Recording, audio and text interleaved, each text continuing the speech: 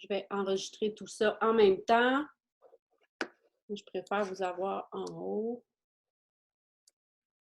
Excellent. Bon, parfait. OK. Alors, on commence. La présentation d'aujourd'hui, c'est pas nécessairement un focus sur une ou deux ou trois organisations là, où je ne me fais pas porte-parole d'une organisation ni d'une fédération sportive, OK?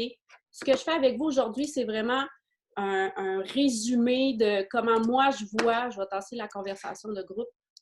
Parfait. C'est vraiment un résumé parce que ça fait 10 ans que je donne le cours sport et plein air au cégep. Ça fait 10 ans que je me promène dans les concepts de développement d'un athlète où vous allez voir qu'aujourd'hui, on change un peu cette idée-là. On n'est plus dans développer un athlète, on est plus dans développer un participant.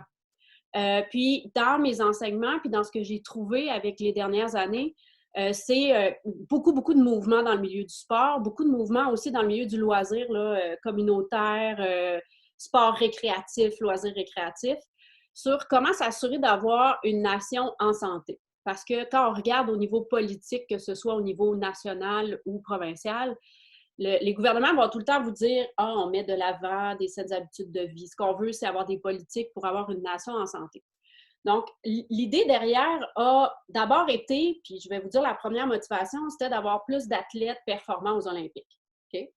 Donc, le Canada, à un moment donné, vers 2004-2005, a voulu se dire « OK, qu'est-ce qu'on fait pour les athlètes canadiens?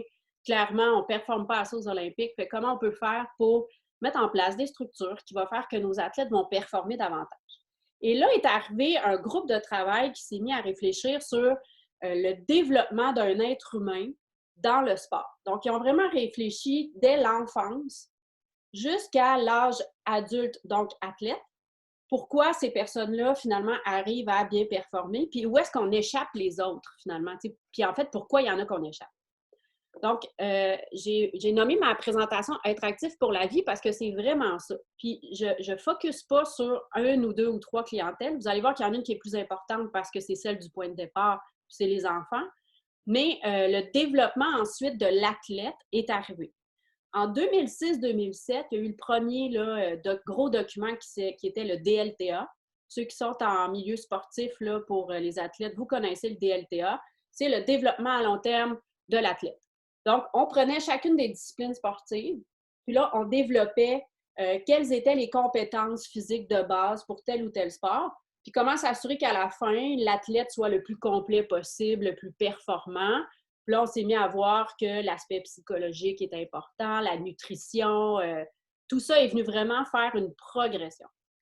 En 2010-2011 est arrivé le mot littératie physique un peu plus dans le milieu. Et là, c'est venu un peu se coller au développement à long terme de l'athlète en disant, bien, la littératie physique, finalement, c'est la partie du développement de la personne qui va faire qu'elle va progresser dans n'importe quel sport et finalement être actif pour la vie. Puis c'est ça qu'on veut. Puis quand on est en loisir, en sport, dans n'importe quel développement ou même rendu avec les personnes âgées, ce qu'on veut, c'est développer, mais maintenir aussi nos capacités le plus longtemps possible. Donc là-dedans, moi, c'est venu énormément m'interpeller personnellement parce que pour ceux qui me connaissent, j'ai peur des ballons. Puis vous allez comprendre plus tard pourquoi. J'ai une hantise, je me sens vraiment pas bien quand des ballons sont lancés vers moi. Et j'ai compris, grâce à la littératie physique, pourquoi ça m'arrivait maintenant à l'âge adulte d'avoir peur des ballons. Okay? Alors, on va embarquer tout de suite dans le vif du sujet. Alors, ben, tu sais, on embarque tout de suite avec une vidéo.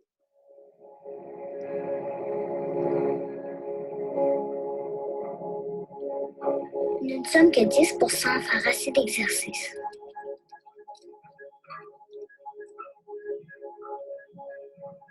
Et ce pourcentage diminue. Parce que 30% d'entre nous avons un surplus de poids ou sommes obèses. On passe 6 heures par jour devant un écran. Alors, nous vivrons probablement moins longtemps que nos parents.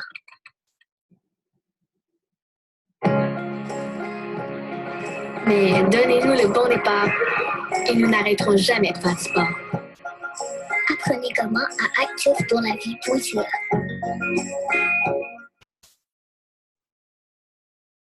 Alors, première vidéo qui vous met en fait en lumière que ça va pas bien au niveau de l'activité physique chez les enfants.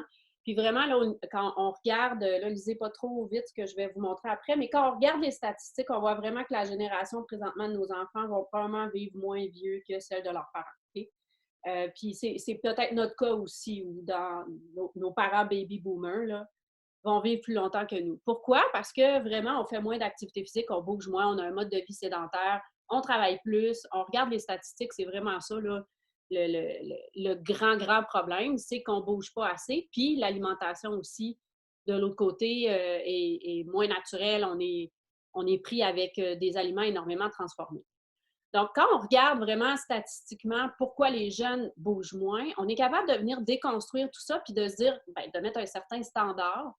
Pas qu'il faut absolument le suivre, il ne faut pas prendre ça à la lettre nécessairement, mais quand on regarde les recommandations mondiales par l'Organisation mondiale de la santé, c'est que les enfants devraient bouger beaucoup plus que ce qu'ils bougent présentement. Okay? Donc, on parle pour des 5 à 17 ans, là, on rentre l'enfance jusqu'au pre-teen, au tout petit ado, au pré-ado, on est à 60 minutes par jour d'activité d'intensité modérée à soutenue. Quand on parle là, de modéré à soutenu, c'est que l'enfant a de la misère à parler pendant qu'il fait l'activité. Donc, 60 minutes par jour, peu de nos jeunes font ça, puis on s'entend. Ou il va être obligé d'aller vers une activité physique. On va lui promettre, pas lui promettre, mais lui proposer ça dans son horaire. Mais est-ce qu'il va être soutenu dans son activité, dans le sens où il va être impliqué, engagé dedans pendant 60 minutes? On peut peut-être avoir un doute là-dessus. Ensuite, quand on parle des adultes de 18 à 64 ans, donc encore, on y va large, là, on est à 150 minutes d'activité d'intensité modérée ou au moins 75 minutes d'activité d'endurance d'intensité soutenue ou une combinaison des deux par semaine. Donc, 150 minutes d'activité d'endurance modérée par semaine, je pense qu'on est peu. En tout cas, statistiquement, on voit que la plupart des gens ne vont vraiment pas chercher ça dans leur pratique. Les personnes âgées devraient avoir au cours de la semaine 150 minutes d'activité modérée ou 75 minutes d'activité d'intensité soutenue. Donc, on est à la même chose. Les personnes âgées devraient bouger autant que les adultes. Puis ça, des fois, on l'oublie aussi dans les centres de personnes âgées. OK? On va continuer.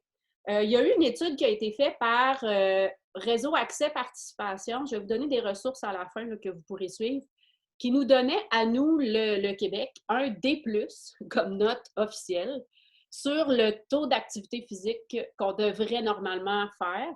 Et selon leur évaluation, on n'était pas là du tout. Alors, c'est 62 % des enfants d'âge préscolaire qui font la recommandation en matière d'activité physique. Et là, plus ils vieillissent, plus ça diminue. On est à 38 % pour les 5 à 17 ans. On est à 18 % des adultes, puis 14 % des personnes de 65 à 79 ans qui répondent à ces recommandations-là. Donc, oui, au Québec, on a quand même des chiffres plus grands qu'aux États-Unis. Tu sais, si on se compare avec nos voisins du Sud, on est meilleur, mais il reste qu'on n'est pas bon. On ne fait pas la norme de statistiques d'activité physique qu'on devrait faire. Alors là, j'amène plus le concept de littératie physique. Une fois qu'on comprend qu'il y a un problème, qu'il faut agir là-dessus dans nos communautés, bien là, on va aller voir, je vais vous expliquer plus c'est quoi le concept de littératie physique. Donc, quand on parle de littératie, on parle de l'apprentissage des lettres. Okay? On est vraiment dans le schème de la littérature. Donc, quand on commence l'écriture, si on veut apprendre à écrire, on va commencer par apprendre les lettres. Après ça, on va mettre les lettres ensemble pour former des mots. Là, chaque lettre a sa phonétique, donc chaque lettre a sa place dans un mot pour en avoir sa compréhension, donc permettre la lecture du mot. Ensuite, on met ces mots-là dans une phrase, puis après ça, on est en mesure d'écrire une histoire. Bien là, transposer ce concept-là sur l'apprentissage du mouvement. Ça veut dire, ça serait quoi le premier mouvement qu'on doit faire si on met, par exemple, être capable de botter un ballon? Bien, le premier mouvement que je vais devoir faire, premièrement, c'est me tenir debout. Ensuite, je vais devoir marcher. Je vais devoir me tenir sur un pied en équilibre. Il va falloir que je fasse mon contrepoids. Puis, il va falloir que j'ai assez de force musculaire et d'équilibre pour être capable de botter mon ballon. Donc, c'est là où la littératie est venue servir, le mot littératie est venu servir le monde du sport en disant, bien, si tu veux être capable de faire tel mouvement complet et de la bonne façon, bien, il faut d'abord que le jeune ait appris à se promener à quatre pattes, puis là, on fait la différenciation gauche-droite. Il est capable de se lever debout, il est capable de marcher sur une poutre, donc il développe son équilibre.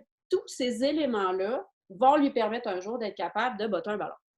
Donc, la littératie, c'est vraiment comme ça qu'on le voit. Puis, l'histoire à la fin, ben, c'est d'avoir un adulte en santé capable de pratiquer plusieurs sports parce qu'il va avoir développé plusieurs habiletés dans son enfance, dans son adolescence. Et surtout, il va l'avoir fait dans le plaisir. Pour lui, ça va être positif, ou pour elle, ça va être positif de faire du sport.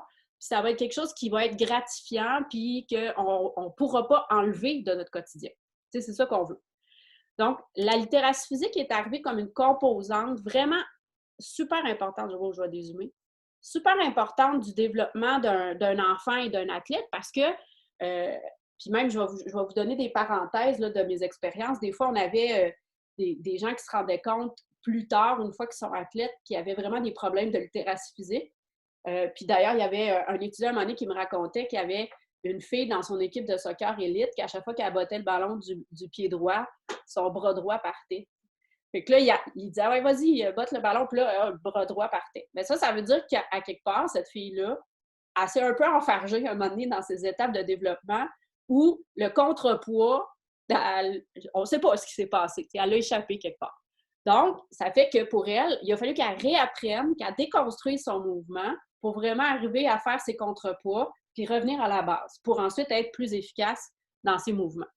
Donc, la littératie physique, c'est vraiment intéressant parce qu'on vient voir si je suis capable de faire mes bases, si on donne aux enfants les bonnes bases, bien après, ce que ça fait, c'est des adultes en santé qui vont faire plein de sports. Donc, à ça s'ajoute la motivation, la confiance, les compétences physiques, le savoir et la compréhension. Parce que ce qu'on veut avec la littératie physique, c'est pas juste OK, es-tu capable de marcher sur une poutre? Es-tu capable de marcher à reculons? Es-tu capable de lancer une balle? C'est pas nécessairement ça. C'est est-ce que tu sais que si tu apprends ça, tu es capable de faire beaucoup d'autres choses et tu es capable d'avoir une confiance en soi et une connaissance aussi du mouvement qui fait qu'après, tu peux le répéter pour plein d'autres choses. Par exemple, quelqu'un qui est capable de lancer une balle puis d'attraper une balle risque d'avoir des pas pires techniques pour lancer un frisbee puis attraper un frisbee. T'sais, il reste que la connaissance déjà de base de lancer une balle va lui être utile pour le reste. Et la personne va se référer à cette expérience-là pour être capable de développer d'autres habiletés dans d'autres sports. Donc, ce qu'on veut, puis ça, voyez-vous, c'est arrivé en 2016. Donc, sachez que le concept de littératie physique est très récent. Et c'est peut-être quelque chose que vous n'entendrez pas nécessairement parler comme terme utilisé, mais quand on développe les compétences de base d'une personne pour qu'elle puisse être active toute la vie, c'est de la littératie physique. Donc, vous pouvez amener cette phrase-là, ce concept-là dans vos milieux et sachez que vous allez être précurseur d'un mouvement qui présentement prend de plus en plus d'ampleur au Canada. Donc là, ici, vous avez le logo « Le sport, c'est pour la vie » parce que c'est vraiment l'organisme national qui a fait cette grande réflexion-là et qui amène les concepts de littératie physique dans les fédérations nationales. Donc, la fédération de gymnastique, de hockey, de baseball, de curling. Chaque fédération nationale a appliqué la littératie physique dans son domaine. Il y en a qui sont sa coche, il y en a d'autres qui ont des croûtes à manger encore. Chacune des disciplines sportives n'est pas sur le même pied d'égalité. Et là, pensez-y, on parle de la fédé nationale. Là, nous, au Québec, il faut que ça descende dans la fédé provinciale. Il faut que les fédés locales les appliquent puis que ça vienne ensuite dans l'aréna pas loin de chez vous. Donc, il y a encore beaucoup de choses à descendre. Surtout au Québec, il y a des Gaulois qui résistent. Là. S'il y en a qui vivent cette réalité-là, on pourra en parler à la fin. Mais il reste que c'est super hot, ce concept-là. Okay? Il y a vraiment eu une réflexion super intéressante sur pourquoi on devrait mettre ça en place et s'y attarder avec les jeunes. Donc, vous voyez, dans la littératie physique, là, c'est la compétence physique qui donne de la confiance et qui ensuite apporte de la motivation puis de la valorisation dans le sport. OK? Non, je ne veux pas ouvrir le App Store. Je vais passer ça. Parce que c'est quelque chose d'un petit peu trop lourd. Donc, ce qu'on veut, là, c'est être un peu comme ce monsieur-là, être encore actif à un âge avancé. Je ne sais pas quel âge il a, mais on voit qu'il a du vécu. Mais ce monsieur-là joue encore au rugby. Donc, dans les composantes de la littératie physique, on a 4 éléments. Okay? Motivation et confiance, on va travailler là-dessus. On va parler aussi des compétences physiques, c'est clair. Savoir et compréhension, ça veut dire que la personne, on veut l'amener à comprendre comment son corps bouge dans l'espace et les informations qu'on va lui donner. Puis là, on parle. Je pense que mon App Store s'est ouvert pour vrai. Je vais lui donner un peu de temps, OK? Parce que là, si je clique sur plein d'affaires, c'est sûr, je vous perds.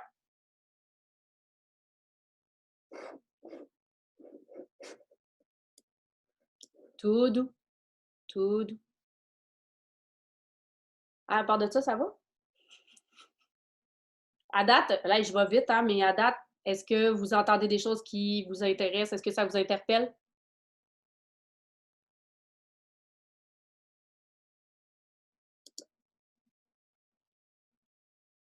Dans mon cas, ça s'applique plus ou moins, mais c'est vraiment intéressant puisque je suis gestionnaire en milieu municipal, donc je ne touche presque pas au sport. Mais c'est un sujet qui est super intéressant que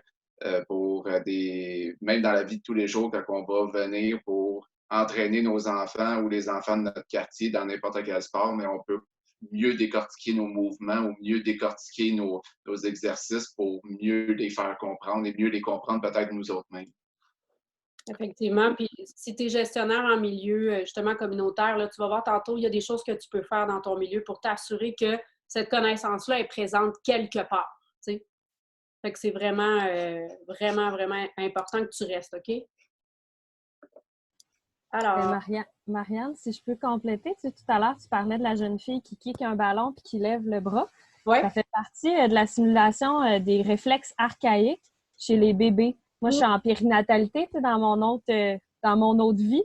Puis c'est vraiment tout en lien avec le neurodéveloppement, le non-allaitement, le non-portage, tout ça, ça a des impacts sur la vie du bébé qui fait que ses réflexes archaïques ne vont pas être intégrés. Il ne sera pas capable de prendre la position groupée ou de marcher à 4 pattes, de ramper.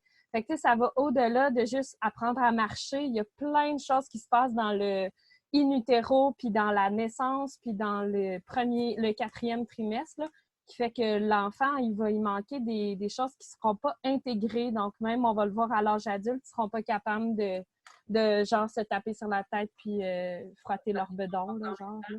Genre, moi, je suis pas capable. Fait qu'il n'est pas intégré, ma coordination n'est pas intégrée. Puis il y a des ergos spécialisés là-dedans qui travaillent en neurodéveloppement. Fait qu'il y a un cours au cégep de Drummondville en formation continue si jamais vous voulez approfondir cette connaissance.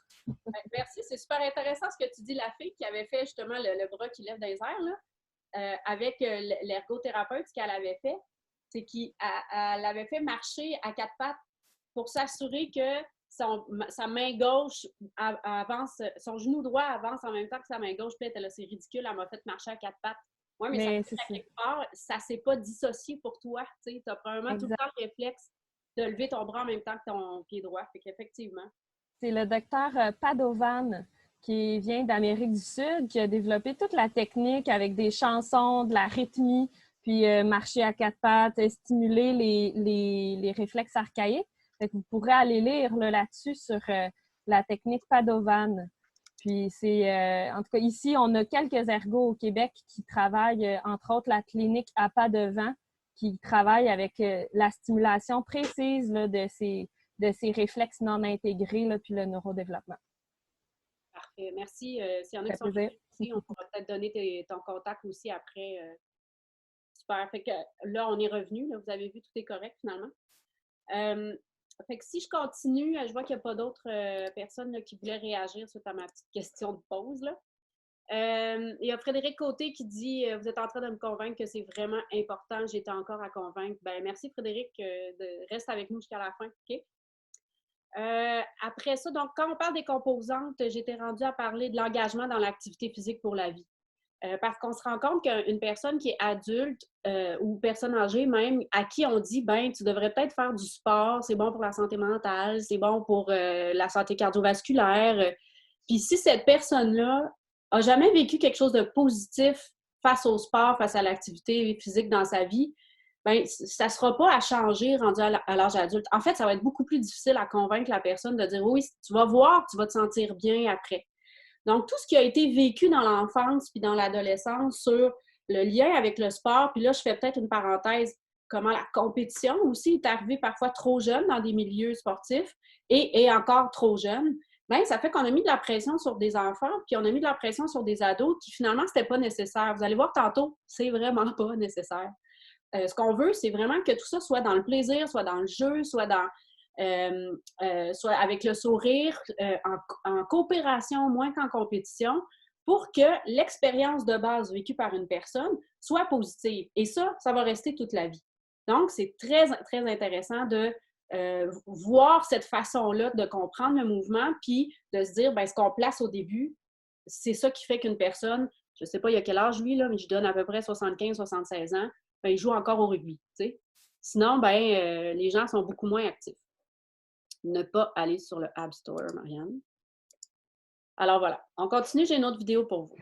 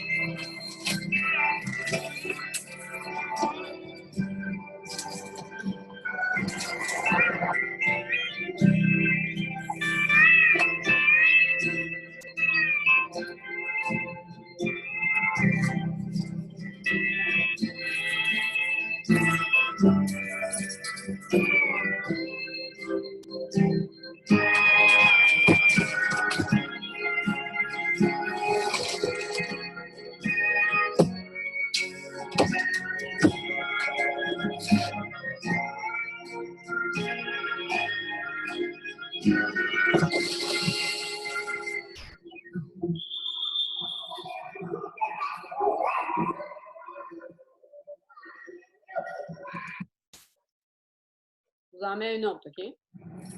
Ah, attendez, c'est la même. En fait, c'est celle-là ma préférée.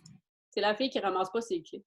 Fait que, qui n'est pas capable d'attraper des clés. Parce que moi, je m'identifie énormément à la fille qui n'est pas capable d'attraper des clés. Okay? Quand je vous disais que j'avais peur des ballons, là, moi, quand il y a un projectile sur moi, j'ai de la difficulté. Puis, ce que je veux vous donner avec cette vidéo-là, c'est que souvent, on parle de l'activité physique. C'est donc important pour les jeunes. Il faut que les jeunes ils soient capables de bouger. Il faut donner l'opportunité. Ça prend du sport organisé, puis tout ça. Mais finalement, oui, ça prend ça. Mais on dirait qu'on ne comprend pas bien comment le mettre de façon positive puis plus léger, mettons, pour l'enfant.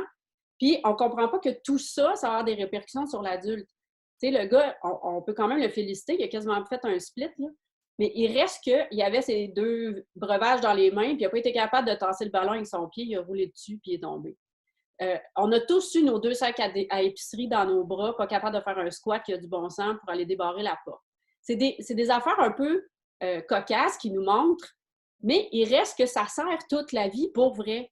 Puis plus on l'a développé, puis plus on comprend comment notre corps fonctionne, puis ça, c'est autant la flexibilité, la force musculaire, le cardiovasculaire, bien, plus ces éléments-là, on va les perdre plus rapidement en vieillissant. Donc, on s'en va vers de la perte d'autonomie précoce et après ça, bien, tu sais, ce qu'on a perdu un peu, c'est extrêmement difficile de le revoir et on veut le maintenir finalement. Mais si tout ça n'a pas été développé et continue d'être développé dans notre vie de personnes actives, bien, on est un petit peu condamné, tu sais, puis c'est ça qui est plate. Donc, valoriser la littératie physique, c'est sûr qu'on en parle plus auprès des enfants, mais c'est pas parce que le focus est juste là, c'est parce que les répercussions sont là pour toute la vie. OK? Donc, c'est clair que là, je vous ramène à l'enfance parce que c'est là où vraiment il y a beaucoup de travail à faire. C'est là où, comme intervenant dans vos milieux, il faut que vous ayez ça en tête comme étant une importance capitale à vérifier. Okay? Donc ça, c'est un document, un visuel du développement à long terme de l'athlète. Okay? C'est bien beau, il y a plein de couleurs. Là où je veux vous amener, c'est les 3 premières phases qui sont en bas. Alors, on a l'enfant actif, s'amuser grâce au sport et apprendre à s'entraîner. Ici, là, on tombe à peu près à entre 10 et 14 ans pour s'entraîner à s'entraîner. Okay? Tout dépendant du sport, je vous reviens là-dessus. Mais ici, voyez-vous, c'est jeter les bases d'une fondation solide. Donc, la fondation de tout ça part à l'enfance, à la petite enfance, tu sais, puis Amélie, tu disais même in utero, là. Donc, on est vraiment dans tout ce qui est très, très jeune et on les amène à peu près jusqu'à ce qu'on veut, là, c'est 12, 13, 14 ans, qui est les bases très solides, où là, ils ont le choix, ils peuvent s'en aller dans un sport spécifique, puis peut-être devenir un athlète, ou s'en aller à la vie active, en forme pour la vie, puis là, dire, OK, ben moi, je vais juste faire plein de sports le plus longtemps possible. Donc, on s'entend, là, les athlètes, là, on est dans une minime partie de la population, là. Donc, on le sait, puis c'est là où je pense pas que là-dessus, j'ai à vous convaincre, là. Mais vraiment, il y a des choses qui sont essentielles comme impact à comprendre de l'activité physique pour une bonne santé chez les enfants. Okay? Réflexion et apprentissage, régulation des émotions et la maîtrise de ces émotions. Il n'y a rien de mieux que de recevoir un ballon d'en face puis de se dire « je recommence parce que là, ce fois-là, je vais l'attraper ». Puis il y a peut-être quelqu'un qui va m'aider à le faire. Okay? Capacité de résolution de problèmes aussi. Il y a plein de choses dans le sport qu'on ne se rend pas compte qui travaillent la plasticité du cerveau, la mémoire, puis d'être capable de faire des trajets, le réflexe dans certains sports. Puis aussi, quand on fait un parcours, par exemple, avec un enfant, puis on y met plusieurs étapes à suivre, bien, c'est de la mémoire. Puis après ça, on rajoute 3-4 étapes de plus, on rajoute d'autres obstacles de plus, puis là, on voit si l'enfant a retenu tous ces obstacles-là. Fait que c'est une façon d'apprendre, de travailler la mémoire d'une façon active. Gestion du stress, c'est clair, puis je pense que là-dessus, on fait la parenthèse des bonnes hormones là, qui sont sécrétées par le corps quand on fait du sport. Donc, vraiment, c'est pas pour rien que la santé mentale a un lien direct avec des personnes qui font de l'activité physique de façon régulière. C'est qu'il y a une sécrétion d'hormones de bonheur qui est sécrétée par le corps. Donc, on parle d'estime de soi, de confiance en soi aussi. Attention et concentration. Il y a beaucoup d'études là-dessus, si vous voulez savoir, sur les TDAH, sur comment le mouvement, où c'est placé dans le cerveau, vient stimuler la partie de la concentration et de l'attention. Là, ça, c'est vraiment dans le cerveau humain. Donc, tout ça, et là, je sais que je n'ai pas à vous convaincre, vous, là-dessus, là, mais ce sont des données à se dire pourquoi on ne mettrait pas ça de l'avant de façon peut-être plus intelligente. Donc, quand on est à l'enfance, OK? Ce qu'on a besoin à l'enfance avec la littératie physique, c'est d'apprendre des habiletés fondamentales avec une variété de sports. Puis ça, là, on ne pourra pas le dire assez, ça prend une variété.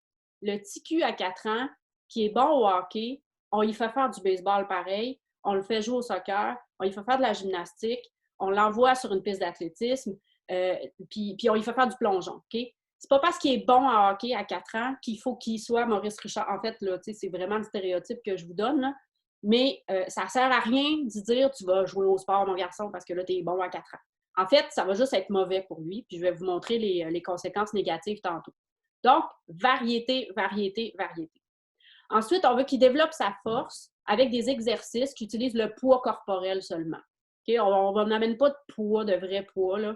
On ne l'amène pas dans un gym. C'est son propre poids corporel qui est en fait le meilleur poids qu'il doit utiliser pour développer sa force. On veut aussi l'endurance par des jeux et par des mouvements amusants. Là, le monde du loisir fait comme « Ah, il était temps qu'on parle d'avoir du fun là-dedans » parce que c'est un peu le monde du loisir qui est les spécialistes d'avoir du fun dans la vie. Fait que faire de l'exercice pour des jeunes, c'est par le jeu, puis c'est par des mouvements amusants. Je vous donne un exemple. Il y a un de mes étudiants à un moment donné qui me disait enfant, pour toi, c'est jusqu'à quel âge? Donc, j'ai une question de Julie. On va à peu près jusqu'à 10 ans, 9-10 ans. OK? Mais là, après ça, on peut décortiquer en préscolaire, âge scolaire. Préscolaire, on est vraiment dans les mouvements de base. Âge scolaire, là, on commence à développer davantage. OK? Après ça, il y a Ben qui m'a aussi... Est-ce que ça s'applique aussi pour la motricité, en cuisine, couture? Oui, absolument, Ben. Là, j'ai vu des questions passer puis je ne les ai pas lues. Androp Zoomer dit « C'est fou, j'avais des jeunes en base de plein air qui n'étaient même pas capables de tomber sans se faire mal. » On voit l'importance de la littératie dans le développement d'un jeune, c'est clair. Il y en a qui ne savent même pas tomber. D'ailleurs, en patin, c'est la première chose qu'on leur dit de faire. Lève-toi debout puis tombe. C'est la première chose qu'il faut que tu apprennes. C'est comment bien tomber puis te relever après. Fait qu'on revient dans l'amusant. Okay? Il y a un de mes étudiants à un moment donné qui dit OK, je m'occupe du programme de soccer du U4. OK? Ça commence à U4, ça veut dire qu'ils ont 3 ans, jusqu'à peu près du U7. OK? Donc, lui, il est en charge de ce programme-là, puis il se dit cette année, je fais de la littératie physique avec mes jeunes. On ne fera pas là, de match de soccer pendant 45 minutes avec 2 équipes puis des filets. Parce qu'on s'entend, tu prends à peu près 12 jeunes de 4 ans, tu les sépares en 2 équipes. Il y en a un qui sait ce qu'il fait parce qu'il y a probablement un grand frère qui a déjà joué au soccer. Tu en as 3 qui sont en train de monter dans les filets. Après ça, tu n'en as pas vraiment d'équipe. C'est comme un moton qui suit celui qui sait ce qu'il fait, mais ils ne savent pas de quel bord aller. Puis, tu en as probablement 2 qui font une crise à la petite couverte en train de pleurer parce qu'eux autres, ils voulaient juste le pop à la fin. Okay? Fait que quand on parle du soccer très jeune, puis qu'il n'y a pas de fun, que le loisir n'est pas rentré, le jeu n'est pas rentré, bien, ça a l'air de ça, un 45 minutes de soccer avec du U4. Okay? Fait que ce qu'il faut faire, puis là, c'est là que mon étudiant il a dit « Moi, j'embarque là-dedans, let's go », c'était des parcours, des stations de soccer, puis c'était juste du développement de la littératie physique, là. On passe en dessous des haies. Un moment donné, il y a un ballon, mais pas tout le temps. On court, on saute, on rampe, on roule. Puis à chaque semaine, il y avait une thématique différente. Des fois, c'était Batman, des fois, c'était les pirates, des fois, c'était les sirènes. Puis à chaque fois, l'enfant était engagé dans une histoire imaginaire parce que, puis là, genre de loisir, vous le savez, mais pour les autres qui sont peut-être de d'autres milieux, si on amène l'enfant dans un imaginaire, il va courir plus vite, sauter plus haut, et il va aller chercher ses habiletés de façon plus forte, avec une plus grande intensité, parce que vous l'avez intéressé par quelque chose de le fun. Fait que c'est pas pour rien que le monde en loisir se déguise puis se maquille la face. C'est pas pour faire parler les parents. C'est vraiment parce que ça marche. L'enfant va s'engager beaucoup plus dans son mouvement et dans ce qu'on lui demande. Okay? Puis en plus, il va vivre bien plus de réussite parce qu'à chaque fois qu'il va rouler, sauter, embarquer dans les barils, puis je sais pas quoi, on va l'applaudir et on va lui dire qu'il fait bien ça. Donc, il vit des réussites au lieu de se dire à la fin que lui, il n'a pas compté de but pendant le match de soccer, fait qu'il doit être pas bon. Okay? J'ai une petite affaire sur le soccer et sur le hockey. Peut-être que vous allez vous en rendre compte, peut-être que non. Mais pour moi, ce sont des sports qui sont tellement populaires qu'ils devraient être vraiment plus dans la littératie physique. Okay? Mais bon, là-dedans, on parle de jeu, on parle de fun. Et n'ayez pas peur et surtout, osez entrer cet aspect-là dans vos activités et dans vos programmes. Okay?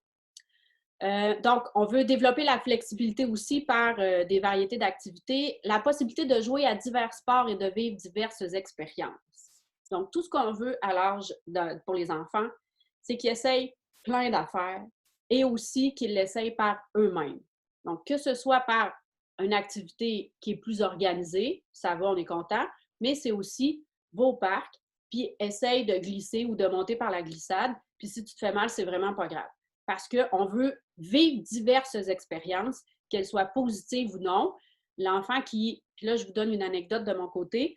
Un moment donné, mon fils a décidé de monter en haut d'un arbre, puis il est allé vraiment, vraiment haut. Puis là, on est à côté d'un parc là, dans ma municipalité. Donc, beaucoup de mamans m'ont regardé, tu sais, Marianne, que vas-tu faire? Ton fils est rendu beaucoup trop haut dans l'arbre, et là, il panique. Moi, je l'ai regardé, puis j'ai dit à mon fils, je ne vais pas te chercher. C'est pas vrai que moi, je vais me mettre en danger pour aller te chercher en haut de l'arbre. Fait que déjà, on va dédramatiser tout ça, là. Non, je ne vais pas te chercher. Puis, ben là, maman, je capote, là, je vais tomber, c'est vraiment trop, je sais pas quoi faire. Moment de panique. Respire, donne-toi le temps qu'il faut, mais si tu as réussi à monter, tu vas être capable de redescendre. Puis ce que ça a fait, c'est que ça a été long avant qu'il dépanique, là. Ça a pris un bon 20 minutes. Dans la vie d'un enfant et d'une maman qui regarde son fils paniquer, 20 minutes, c'est très, très long. OK? Et aussi de tous ces regards de d'autres mamans qui se demandent comment je vais réagir après 20 minutes. Okay? Donc, ce que ça fait, c'est qu'après 20 minutes, tout d'un coup, il s'est calmé. J'ai dit, t'es capable, là, tu vas redescendre. Il a fini par redescendre par lui-même.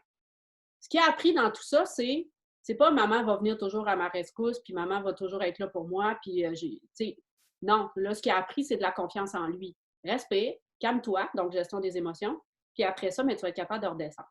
Fait que ça devient vraiment le nerf de la guerre, okay? Chez les enfants.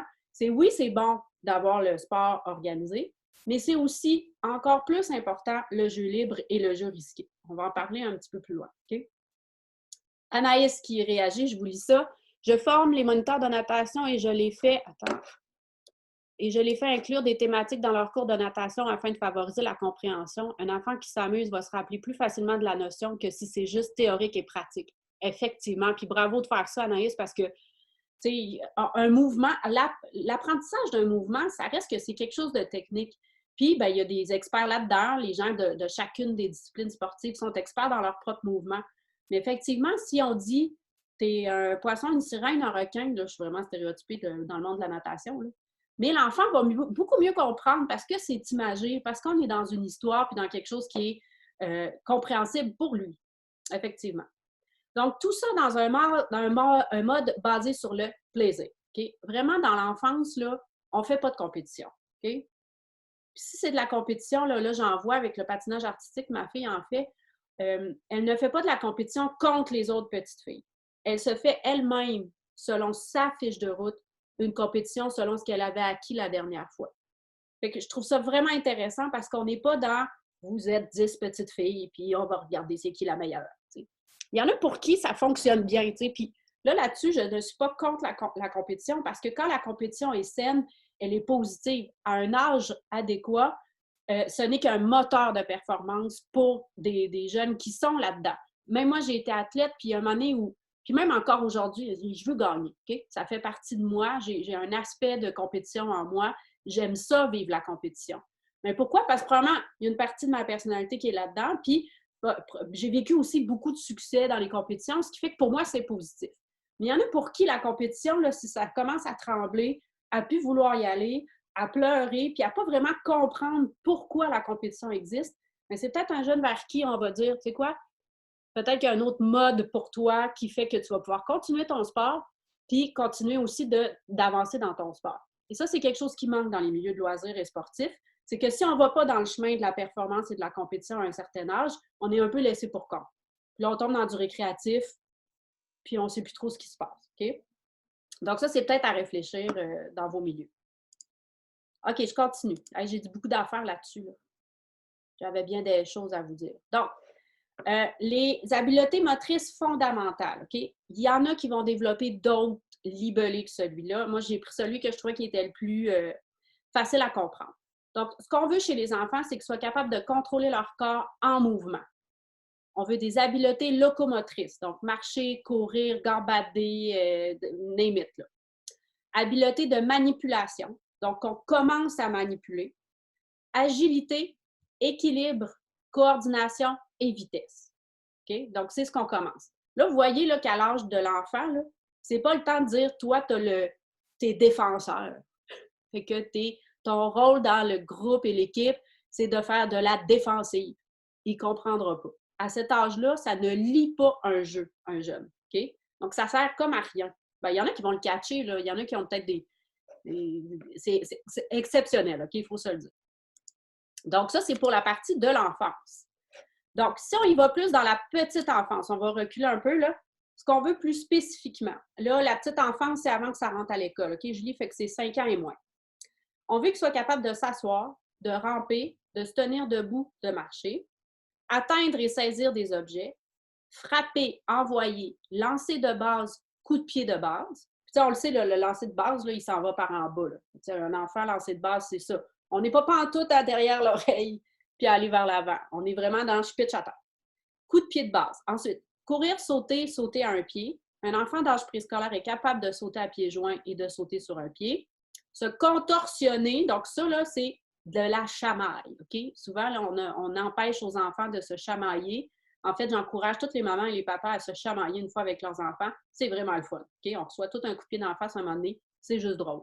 Mais se contorsionner, vous travaillez la force, vous travaillez la flexibilité, vous travaillez la respiration et le calme. Rouler, tourner, puis attraper un gros ballon. Fait qu'un gros ballon de plage, on veut que l'enfant soit capable de l'attraper. Fait que la petite enfance, c'est les habiletés motrices de base qu'on veut voir et qu'on veut développer. Quand on est dans l'enfance maintenant, on est à l'âge scolaire, donc de 6 à 12 ans. Okay? Équilibre sur un pied et sur une poutre. Recevoir un objet à l'aide des mains, des pieds ou d'un outil. Donc là, on va intégrer le bâton, la raquette. Okay? On veut arrêter, s'élancer et changer de direction. Donc, c'est là où on commence à faire des parcours puis des affaires à obstacles où le jeune va être obligé de changer de direction rapidement. Là, ce qu'on veut voir de plus en plus à l'enfance, c'est est-ce qu'un enfant est capable de mobiliser presque tout son corps dans le mouvement? Quand il s'arrête, quand il s'élance, quand il change de direction. Okay? Est-ce qu'il utilise ses hanches, son tronc, ses épaules, le coude, le poignet et les mains dans un ordre donné?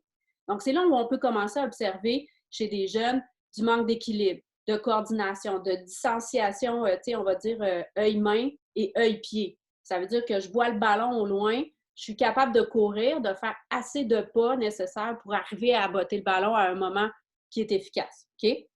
Donc, ce qu'on veut voir de plus en plus, c'est toute la mobilisation du corps en entier. On voit les épaules qui bougent, on voit les coudes, l'avant, le dos, tout est mobilisé. Et évidemment, réduire le temps d'écran. Ça, c'est un autre dossier. Okay? On fera une autre formation là-dessus pour réduire le temps d'écran. Ce qu'on veut aussi chez l'enfance, on veut que les habiletés motrices devraient être pratiquées sur des surfaces variées. Puis ça, c'est quelque chose qui souvent, il y a des gens qui font « j'avais non même pas pensé à ça ». On veut qu'ils puissent être dans l'eau, sur le sol, sur la glace et la neige et dans les airs. Donc, pensez à ce que vous faites pratiquer aux jeunes de votre communauté, à vos enfants, à vos personnes dans votre milieu, aux personnes âgées. Est-ce que vous faites toutes ces surfaces-là dans une année? Puis là, ça, c'est important de se la poser parce que ces 4 éléments-là viennent développer de façon différente la littératie physique. Donc, dans l'eau, le sol, la glace et la neige, on est chanceux, on l'a, nous. Et dans les airs. Souvent, dans les airs, c'est ce qui manque le plus. C'est la surface dans laquelle on va avoir le plus de lacunes. Et cette non-surface, parce que c'est les airs, c'est la plus gagnante, finalement, au niveau de la littératie physique. Si vous faites faire du plongeon à un enfant, des trampolines, puis que là, il commence à tourner et à faire des flips par lui-même, on appelle ça de la proprioception. Ça veut dire qu'il est capable de savoir où est son corps dans l'espace. Ma tête est par en bas, mes pieds sont là. Et ça, c'est vraiment un niveau très développé de connaissance de son corps. La proprioception, donc, dans les airs, faut vraiment en amener plus. C'est pour ça que vous allez voir dans les écoles de plus en plus des cours de cirque apparaître. C'est pas pour rien, parce qu'ils s'en vont développer la proprioception avec des barres parallèles, des trapèzes, des trampolines et tout ça. Même de l'unicycle. Tu sais, tout ça, ça fait partie un peu de l'élément dans les airs. Et aussi, évidemment, le plongeon avec la piscine, c'est parfait. Okay? Donc, ça, c'est un autre élément qui est intéressant. Puis c'est là où, si on dit à un enfant, t'es bon là-dedans, tu continues là-dedans pour encore trop d'années, bien, il ne va pas expérimenter le reste. Il va être juste pris sur le sol ou sur la glace, puis il n'ira pas nécessairement autant dans l'eau ou dans les airs. OK? Donc ça, on parle de l'enfance. Ce tableau-là, je le trouve vraiment intéressant. OK? Là, c'est des éléments que c'est très décortiqué, mais ça permet de comprendre. Donc, le fait de courir, ça fait qu'on peut pratiquer le soccer, le basket, le volley, l'athlétisme, le squash, le rugby, le tennis. Ce ne sont que des exemples. OK? Si vous pouvez lancer, vous pourrez pratiquer le soccer, le softball, les quilles, le baseball, le goalball, le football, le rugby. C'est juste des exemples. Même chose pour nager. On peut faire à ce moment-là, ça nous ouvre la natation, le plongeon, le water polo, la voile, le surf, le canot et la plongée.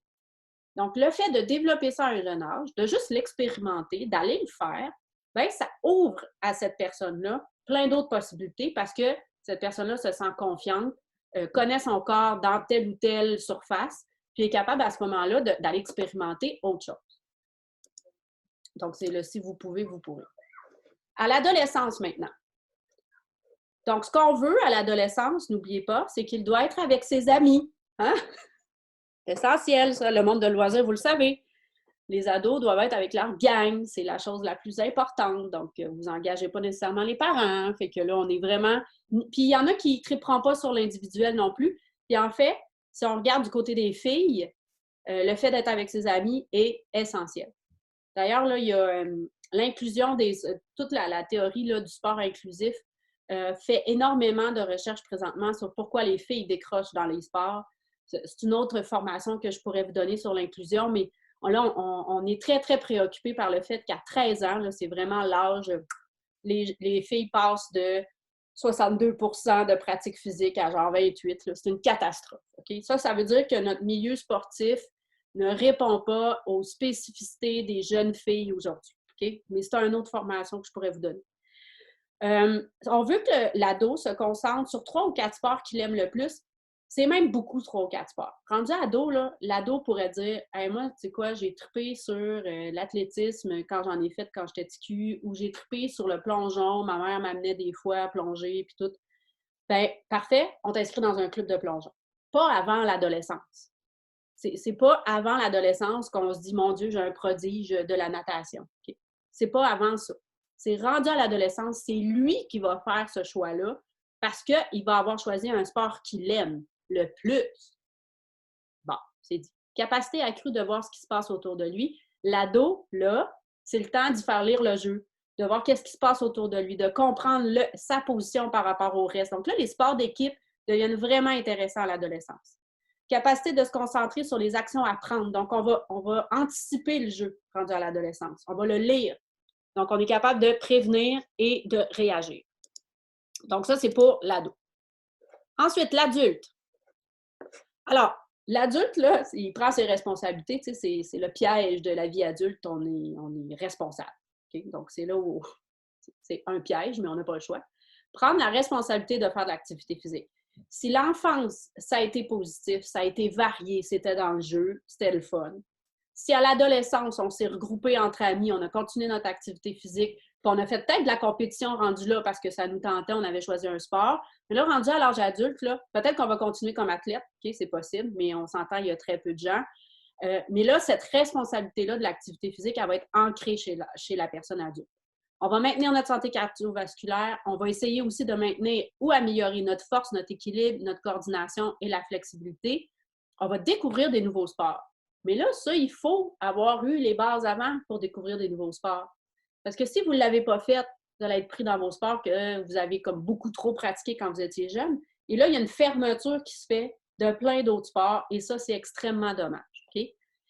Puis découvrir de nouveaux sports, là, je trouve que malheureusement, dans beaucoup de villes, puis je n'ai pas la réponse sur comment le mettre, mais il n'y a pas d'initiation de sport adulte. Et moi, là, j'aimerais ça jouer au Ultimate Frisbee. À part une équipe de monde qui ont joué au Ultimate Frisbee pendant beaucoup d'années ou qui sont vraiment athlétiques, là, il n'y a pas de truc d'initiation de ligue adulte pour le faire. J'aimerais ça faire du plongeon puis être capable d'aller, peut-être pas du plus haut, là, on se calme, mais faire des flips et des vrilles, j'aimerais ça apprendre à faire ça. Il n'y a pas de cours de plongeon pour adultes débutants. Il y a un gap là, qui est plate, je trouve, pour les adultes. C'est que souvent, on va continuer de pratiquer ce qu'on a toujours pratiqué. Quand dans le fond, il y a encore plein d'autres sports qui pourraient s'ouvrir à nous, puis que finalement, on n'a pas l'opportunité d'être débutant, en tout cas. Là, je trouve ça plate. Après ça, compétitif pour la vie, il y en a qui vont rester dans le réseau de compétition, en forme pour la vie, puis implication bénévole.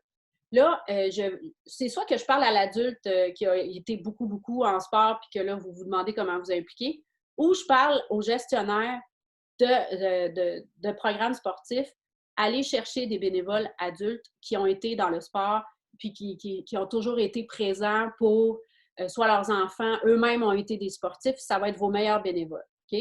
Parce que moi, je voudrais bien là, être coach bénévole pour le soccer avec mes enfants. Là, je pense que j'ai les habiletés d'enseignement, mais je n'ai pas les habiletés sportives pour le faire. Okay? Donc, des fois, il faut aller chercher des gens qui ont pratiqué le sport pour pouvoir être des bénévoles là-dedans. Oubliez-les pas. OK, j'ai une Julie McLaughlin qui écrit « J'ai commencé à l'intégrer dans le milieu de service de garde où je travaille. J'y suis depuis septembre dernier et il n'y avait jamais eu de sortie à l'extérieur du service de garde. Sortie à la glissade et à la piscine cette année. Cool, Julie, go! Envoie-les ça à la glace aussi. Envoie-les au truc de trempeau. OK, c'est vraiment important. Julie Chaillé m'écrit « Peux-tu répondre à ça? Je parlais de ton offre de cours pour adultes. Ouais, sérieux, là, je ne sais pas comment y répondre. Je sais qu'il y a un trou, là. Il y a quelque chose qui ne fonctionne pas. Puis en même temps, j'ai peut-être une réponse de l'adulte qui s'auto-anime, là, qui s'auto-organise aussi dans sa propre pratique, dans le sens où tu mets un terrain de volleyball disponible le soir, ben les adultes vont s'organiser par eux-mêmes pour y aller. Fait que il y a cet élément-là qui est présent. Je pense qu'on donne beaucoup d'autonomie et de latitude à l'adulte en disant les plateaux sont ouverts, tu t'organiseras bien avec ce que tu veux faire. Moi, je trouve que c'est la partie d'initiation à des sports qui manque pour les adultes. Mais je n'ai pas la réponse, Julie. Je m'excuse. Il faudrait vraiment identifier le besoin. Est-ce que c'est juste moi qui ai le goût de faire du Ultimate Frisbee ou s'il y a vraiment une demande, je ne sais pas. Il y a peut-être quelqu'un qui cherche-tu un sujet de maîtrise? Peut-être un beau sujet de maîtrise à faire là-dessus. Est-ce que l'escalade fait partie de l'air? Oui, l'escalade fait partie de l'air. On ne le fait pas déjà en partie avec certains cours comme le yoga ou le zumba ou la danse. Oui, effectivement. Puis tu sais, ça, c'est des tendances aussi. On ouvre ça, puis ça devient très accessible. Non, je parle plus à des éléments où on demande une certaine technicalité, tu sais, dans l'apprentissage du sport.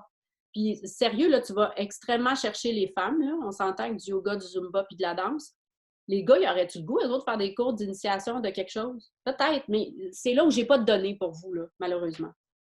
Au pickleball, nous offrons souvent des initiations pour adultes. Yeah, bravo Stéphane. Dans mes cours de paddleboard fitness, les gens adorent quand on sort les ballons pour jouer à deux. On oublie parfois d'inclure le plaisir et le jeu dans les activités pour adultes. Tu as tellement raison, là. Stéphanie qui écrit ça. Tu as tellement raison. Avoir du plaisir aussi avec les adultes, puis jouer, ça on ne le perd pas, hein? Puis, en tant qu'adultes qui n'ont pas eu cette littératie, est-ce qu'on peut améliorer ça? Bon, Catherine Poirier pose une bonne question. C'est extrêmement difficile, puis c'est là où je vais dire ce que la science dit, OK? Pour vraiment être capable de connaître un sport et posséder les habiletés motrices pour le pratiquer de façon plutôt facile et adéquate, on dit que c'est 1000 heures de pratique. Et ça, c'est bon pour les arts, pour le sport, pour la musique. Fait que, tu sais, si tu as joué du piano pendant à peu près 1000 heures, tu vas te rasseoir après 10 ans sur un piano, tu devrais être capable de te remettre à jouer assez facilement. Dans le sens où ton corps se souvient, c'est de la mémoire musculaire. Fait que ça veut dire que si moi, j'aurais voulu, tu sais, j'ai voulu peut-être un jour faire du Ultimate Frisbee, probablement que j'aurais beaucoup d'heures à mettre pour devenir à l'aise et bonne au Ultimate Frisbee. Ça ne veut pas dire qu'il n'y a plus d'espoir, là. Mais probablement que j'aurais beaucoup d'heures à mettre sur, premièrement, lire un jeu. Deuxièmement, attraper ces affaires-là. J'ai peur en partant, il va falloir que j'affronte ma peur. Fait qu'on va plus loin que juste des technicalités que mon corps pourrait déjà connaître. Fait que c'est là où c'est pas évident et c'est là où l'adulte, quand il veut faire de l'exercice physique, puis là, je prends vraiment mon cas à moi, hey, je vais-tu aller passer, moi, 300-400 heures à aller apprendre un nouveau sport avec des nouveaux mouvements? Non, moi, je veux que ça soit efficace tout de suite. J'ai pas beaucoup de dents dans ma journée. Fait que ma solution, c'est d'acheter des espadrilles puis je suis allée courir. Ça, je peux faire ça. Tu sais, parce que c'est simple. Fait que c'est là où ça devient comme pas évident, je trouve, pour l'adulte aujourd'hui, par la vie qu'on mène. Là, tu sais, aussi, on travaille plus. Puis, fait que apprendre un nouveau sport à l'âge adulte, c'est pas évident. Tu sais, je pense qu'on peut se dire que c'est un défi, là, que ce soit pour vous personnellement ou le reste avec qui vous travaillez. J'en partais à la demande aussi. L'avocat Marino nous écrit ça, mais il y a tellement de demandes et peu d'inscriptions de masse dans des concentrations spécifiques. J'y allais donc sur un événement one-shot au lieu d'un cours sur 12 semaines. C'est un pensez-y avec du financement. OK, bien, bon point là-dessus. Tu vois, Marino, peut-être un one-shot, justement, cours d'initiation un samedi à des heures là, qui fonctionnerait pour des adultes, ça pourrait être intéressant. Puis là, on peut peut-être accrocher des gens, justement, puis voir l'intérêt. Tu as raison. Sébastien, on sait que le temps libre pour le loisir est très limité pour les adultes. Ça peut être une piste pour expliquer que l'initiation existe peu. C'est peut-être que l'adulte n'est pas vraiment prêt à découvrir ou peut-être que les gestionnaires sont frileux à instaurer des initiations parce que ça serait possiblement pas payant. Tu as raison. Probablement qu'il n'y aurait pas grand monde, mais il faut voir. Tu sais, moi, je vais tout le temps être, si au moins tu changes une ou deux personnes ou 3 personnes, bien, éventuellement, ça peut faire boule de neige. Mais il y a peut-être des façons de le tester. Tu sais, si jamais vous grattez la tête comme organisation là, sur cette problématique-là, bien, écrivez-moi. Tu sais, j'aimerais ça savoir si vous avez testé des choses. Parce que vraiment, je trouve qu'il y a un trou là. OK? Pour les aînés maintenant, on est rendu aux aînés. Activité physique sur une base régulière. Donc, on veut qu'ils bougent à chaque jour ou presque. Réduire le risque de chute et maintenir l'autonomie. Donc, la force musculaire est très importante pour les aînés à maintenir. OK? Même chose pour la flexibilité. Les deux vont ensemble. Si on veut pouvoir ramasser quelque chose au sol, si on veut pouvoir se déplacer, aller faire ses courses, ça prend force musculaire et flexibilité, c'est très important. Saisir les opportunités d'activité physique pour engager les fonctions cognitives aussi.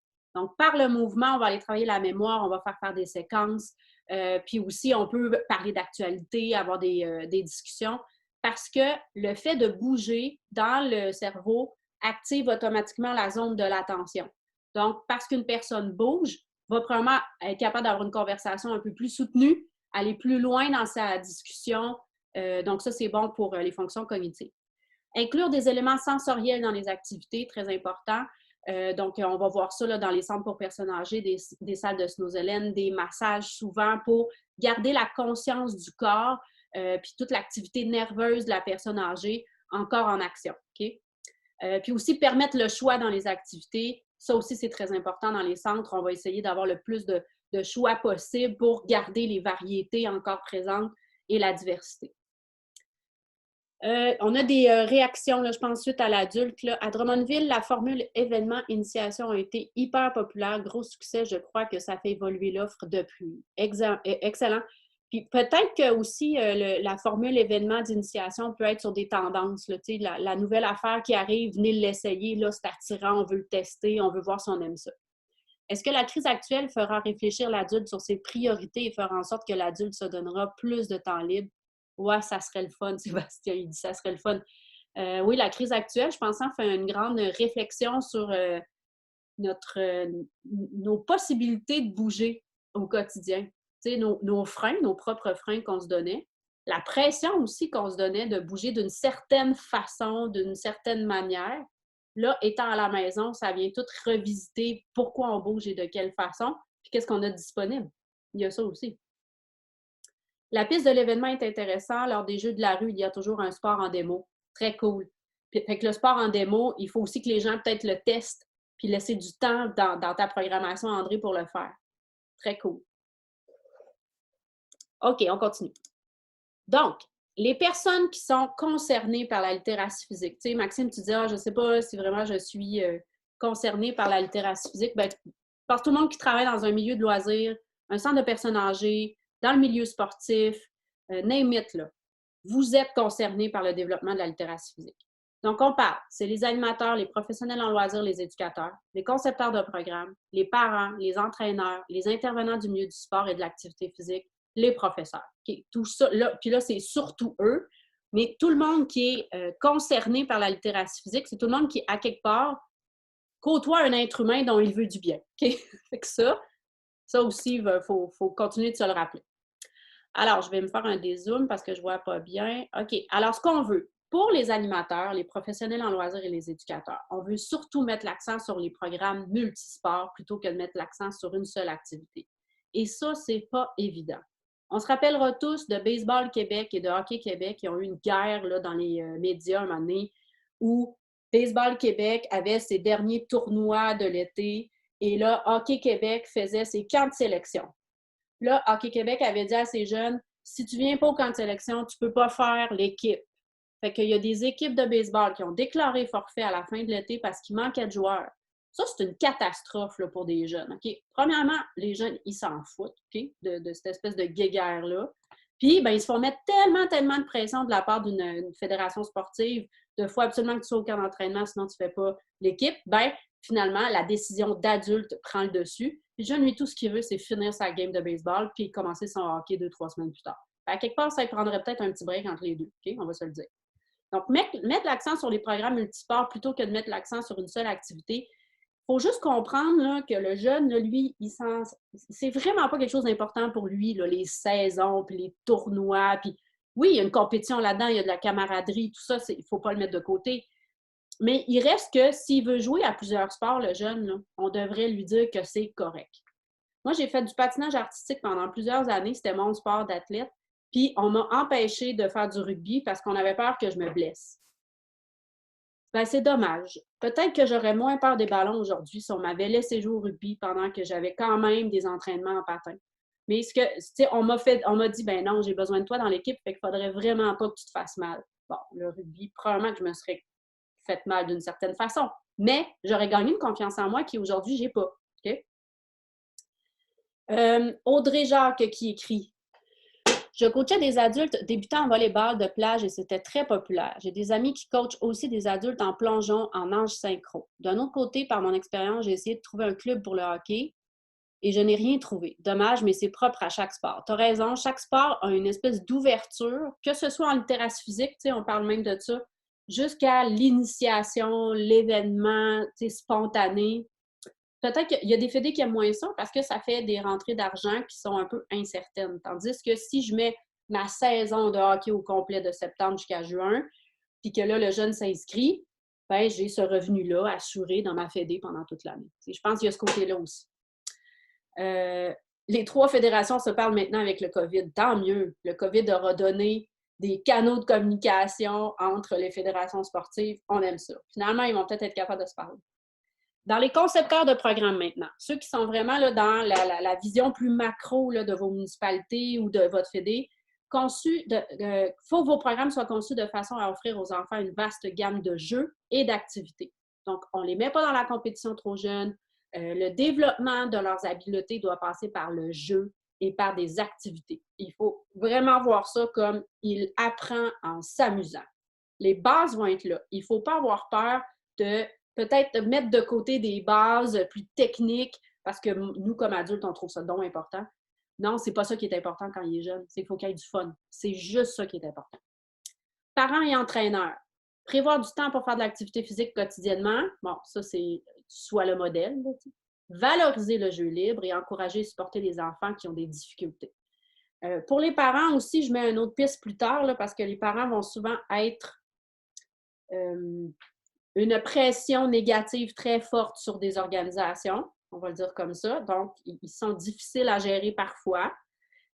Donc, ça va passer par l'éducation. Je vous en parle un peu plus loin, OK? Mais pour les parents aussi, ça vaut la peine. Puis même, là, si vous osez ça, je vous lèverai mon chapeau, de mettre du jeu libre au début d'une activité organisée déjà ou à la fin. D'ailleurs, on a appris que le mouvement, même quand ils sont jeunes ou ça va même jusqu'à l'adolescence, un jeune qui apprend un mouvement l'apprend d'abord par lui-même. Okay? Puis ça, on voit ça chez les bébés. Merci pour le pouce en l'air, je trouve ça cool. Même chez les bébés, un bébé qui veut descendre, ben, qui commence à marcher, là, puis là, il arrive devant 3 marches d'escalier, puis là, il veut les descendre. Le parent va souvent avoir le réflexe d'y prendre la main qui ne tient pas le côté de la rampe, puis de l'aider à descendre. Il faut oser le jeu libre et l'apprentissage autonome chez les jeunes.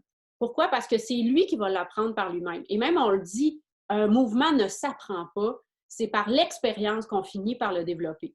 Pourquoi on est tombé une couple de fois, tout le monde en bas d'une bûche quand on sautait dessus? Ça nous est arrivé. On a tous tombé en bas de nos vélos. On a tous tombé en bas de nos skis.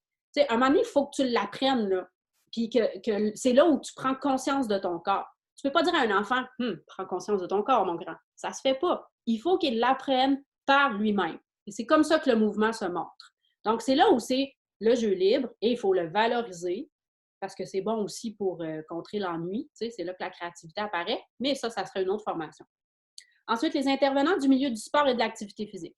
Il faut éviter la spécialisation hâtive. J'ai une slide juste là-dessus pour vous tantôt.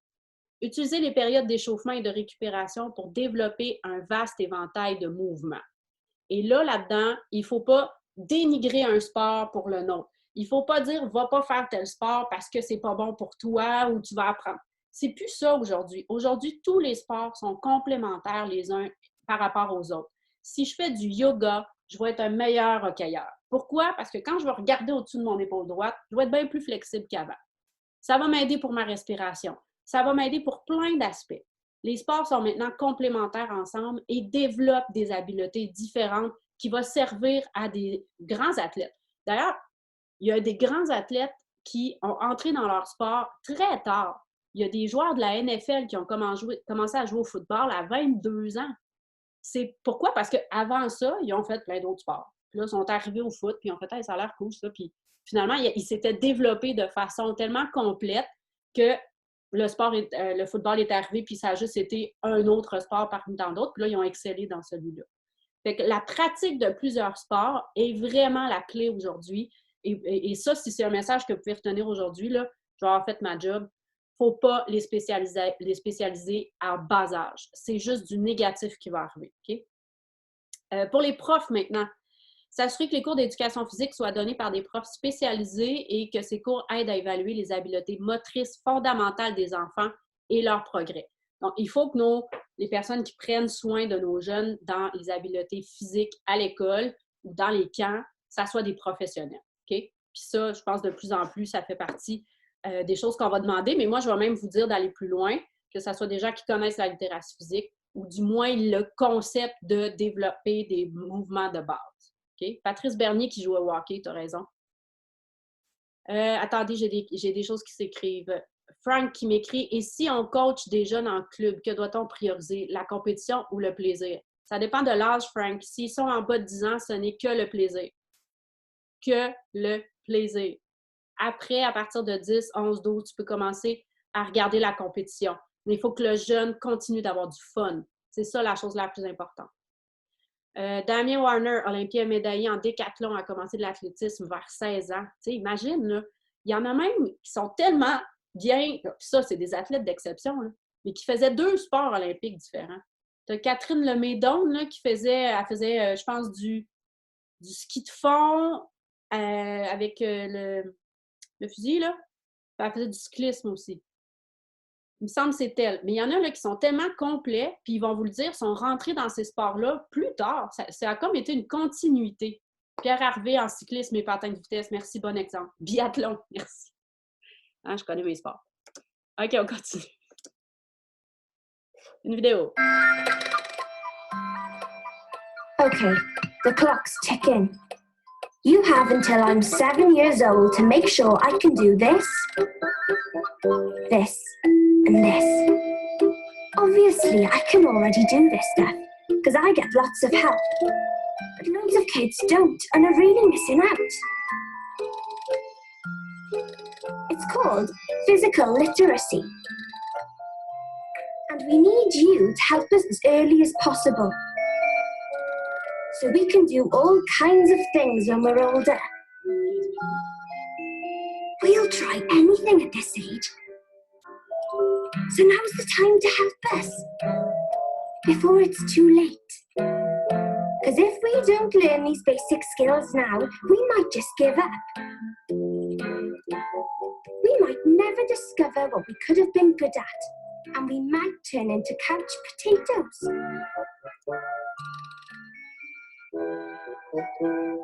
So fire us up, inspire us. If you don't, you're asking us to settle for a life that's shorter and less healthy. And we don't want that, do we?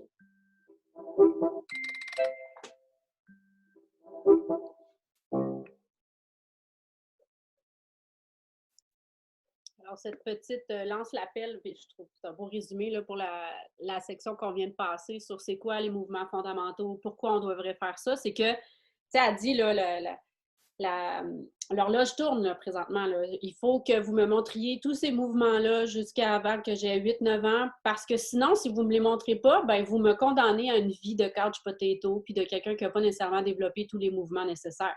Fait qu'elle est cute puis elle a beaucoup de cheveux, la petite fille, là. Mais il reste que ce qu'elle donne comme message, c'est super important parce que ça va affecter le reste de ma vie. Je vous ai dit que je revenais sur la spécialisation hâtive. Donc, la spécialisation hâtive, c'est vraiment de concentrer et de mettre un enfant dans le même sport dès son jeune âge. Et là, je ne peux pas faire autre chose que de parler de moi. C'est la seule fois où je vais vous parler de mon expérience personnelle. Je suis un produit de spécialisation hâtive. Okay? C'est pour ça que j'ai peur des ballons aujourd'hui. Rapidement, j'ai fait du patin à 4 ans. Ils ont dit que j'étais bonne. Ils m'ont trouvé hot. Et j'ai fait du patin et que du patin jusqu'à 19 ans. Fait que ma vie d'athlète, ça a fait que j'ai embarqué dans des réseaux internationaux. J'ai fait des compétitions internationales. Tu sais, j'ai eu un bout là, où j'avais une certaine gloire dans mon sport et j'en suis extrêmement fière. Sauf qu'on ne m'a pas montré les habiletés de base que j'aurais dû apprendre à l'enfance et ensuite à l'adolescence. C'était comme rendu trop tard. À mon école, on m'a exempté de mes cours d'éducation physique au primaire et au secondaire parce que j'étais assez en forme. Je patinais à chaque jour. Fait que j'avais pas besoin, moi, de faire les cours d'éduc, d'aller jouer au kickball, au baseball, etc. Donc, pour moi, la spécialisation hâtive, elle a un lien très personnel qui fait que je suis une personne avec un esprit actif. Tu sais, je suis très active, mais je ne suis pas sportive. Puis ça, c'est dommage parce que même les étudiants en loisirs, des fois, m'invitent à leur truc de hockey cossum sur l'heure du dîner, là. Je suis vraiment terrorisée, puis c'est pas une blague. Pourtant, je donne le cours de sport. Puis pour moi, le sport, c'est ancré dans ma vie, c'est quelque chose de super important. Il n'y a pas de journée où je ne veux pas sortir puis aller bouger avec mes enfants parce que je connais les bienfaits. Mais malheureusement, je vous le dis, là, j'ai essayé de jouer au hockey. On m'a sorti de l'équipe parce que je n'étais pas bonne. J'étais tout le temps hors jeu. Je n'arrivais pas à lire le jeu. Je savais patiner, par exemple. Fait qu'il y a plein de choses que là, présentement, je sens vraiment les effets d'une spécialisation hâtive. J'ai des blessures à long terme là, au dos à cause de mon patin. Puis c'est pas grave, je suis super fière de ma vie d'athlète. J'ai vraiment eu mes plus beaux moments là, de gloire et d'émotions fortes. Là, ça a vraiment été dans le sport. Mais malheureusement, j'ai passé à côté de plein d'autres habiletés. Puis là, aujourd'hui, ça me rend handicapée face à d'autres sports. Et j'utilise le mot handicap, c'est pas pour rien. Mon manque de développement d'habileté me rend handicapée dans certaines pratiques. Je vous le dis, je voudrais jouer au Ultimate Frisbee. Je trouve que c'est un sport extraordinaire avec des valeurs vraiment hautes, mais j'ai tellement peur du frisbee là, quand il arrive sur moi. Vraiment, je fige. Et je sais qu'il y en a qui doivent se sentir comme moi. Puis moi, c'est peut-être à l'extrême parce que vraiment, là, j'ai fait des gros efforts pour lancer la balle de baseball avec mes enfants et surtout avec ma fille parce que je veux pas qu'elle soit comme moi. Mais ça a des réels impacts. Il y en a d'autres, OK, que je vais vous donner.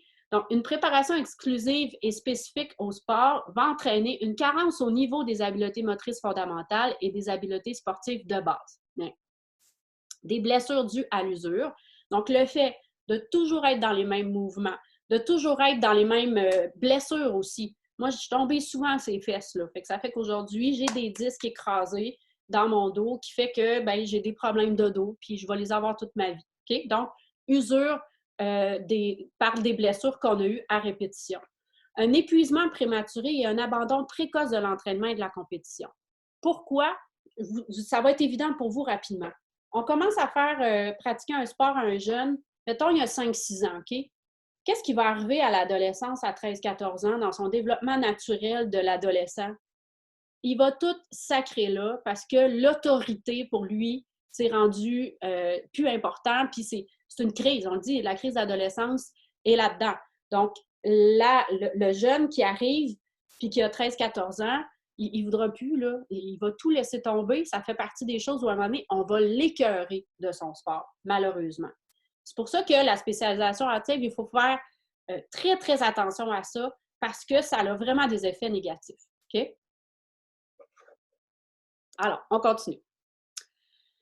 Pour aller un petit peu plus loin dans la spécialisation hâtive et comment les sports sont classés, OK? Parce qu'il y en a qui vont peut-être dire, oui, mais il y a des sports qu'il faut faire vraiment jeune, effectivement. Les sports sont classés en 2 catégories. On a des sports à spécialisation hâtive ou tardive.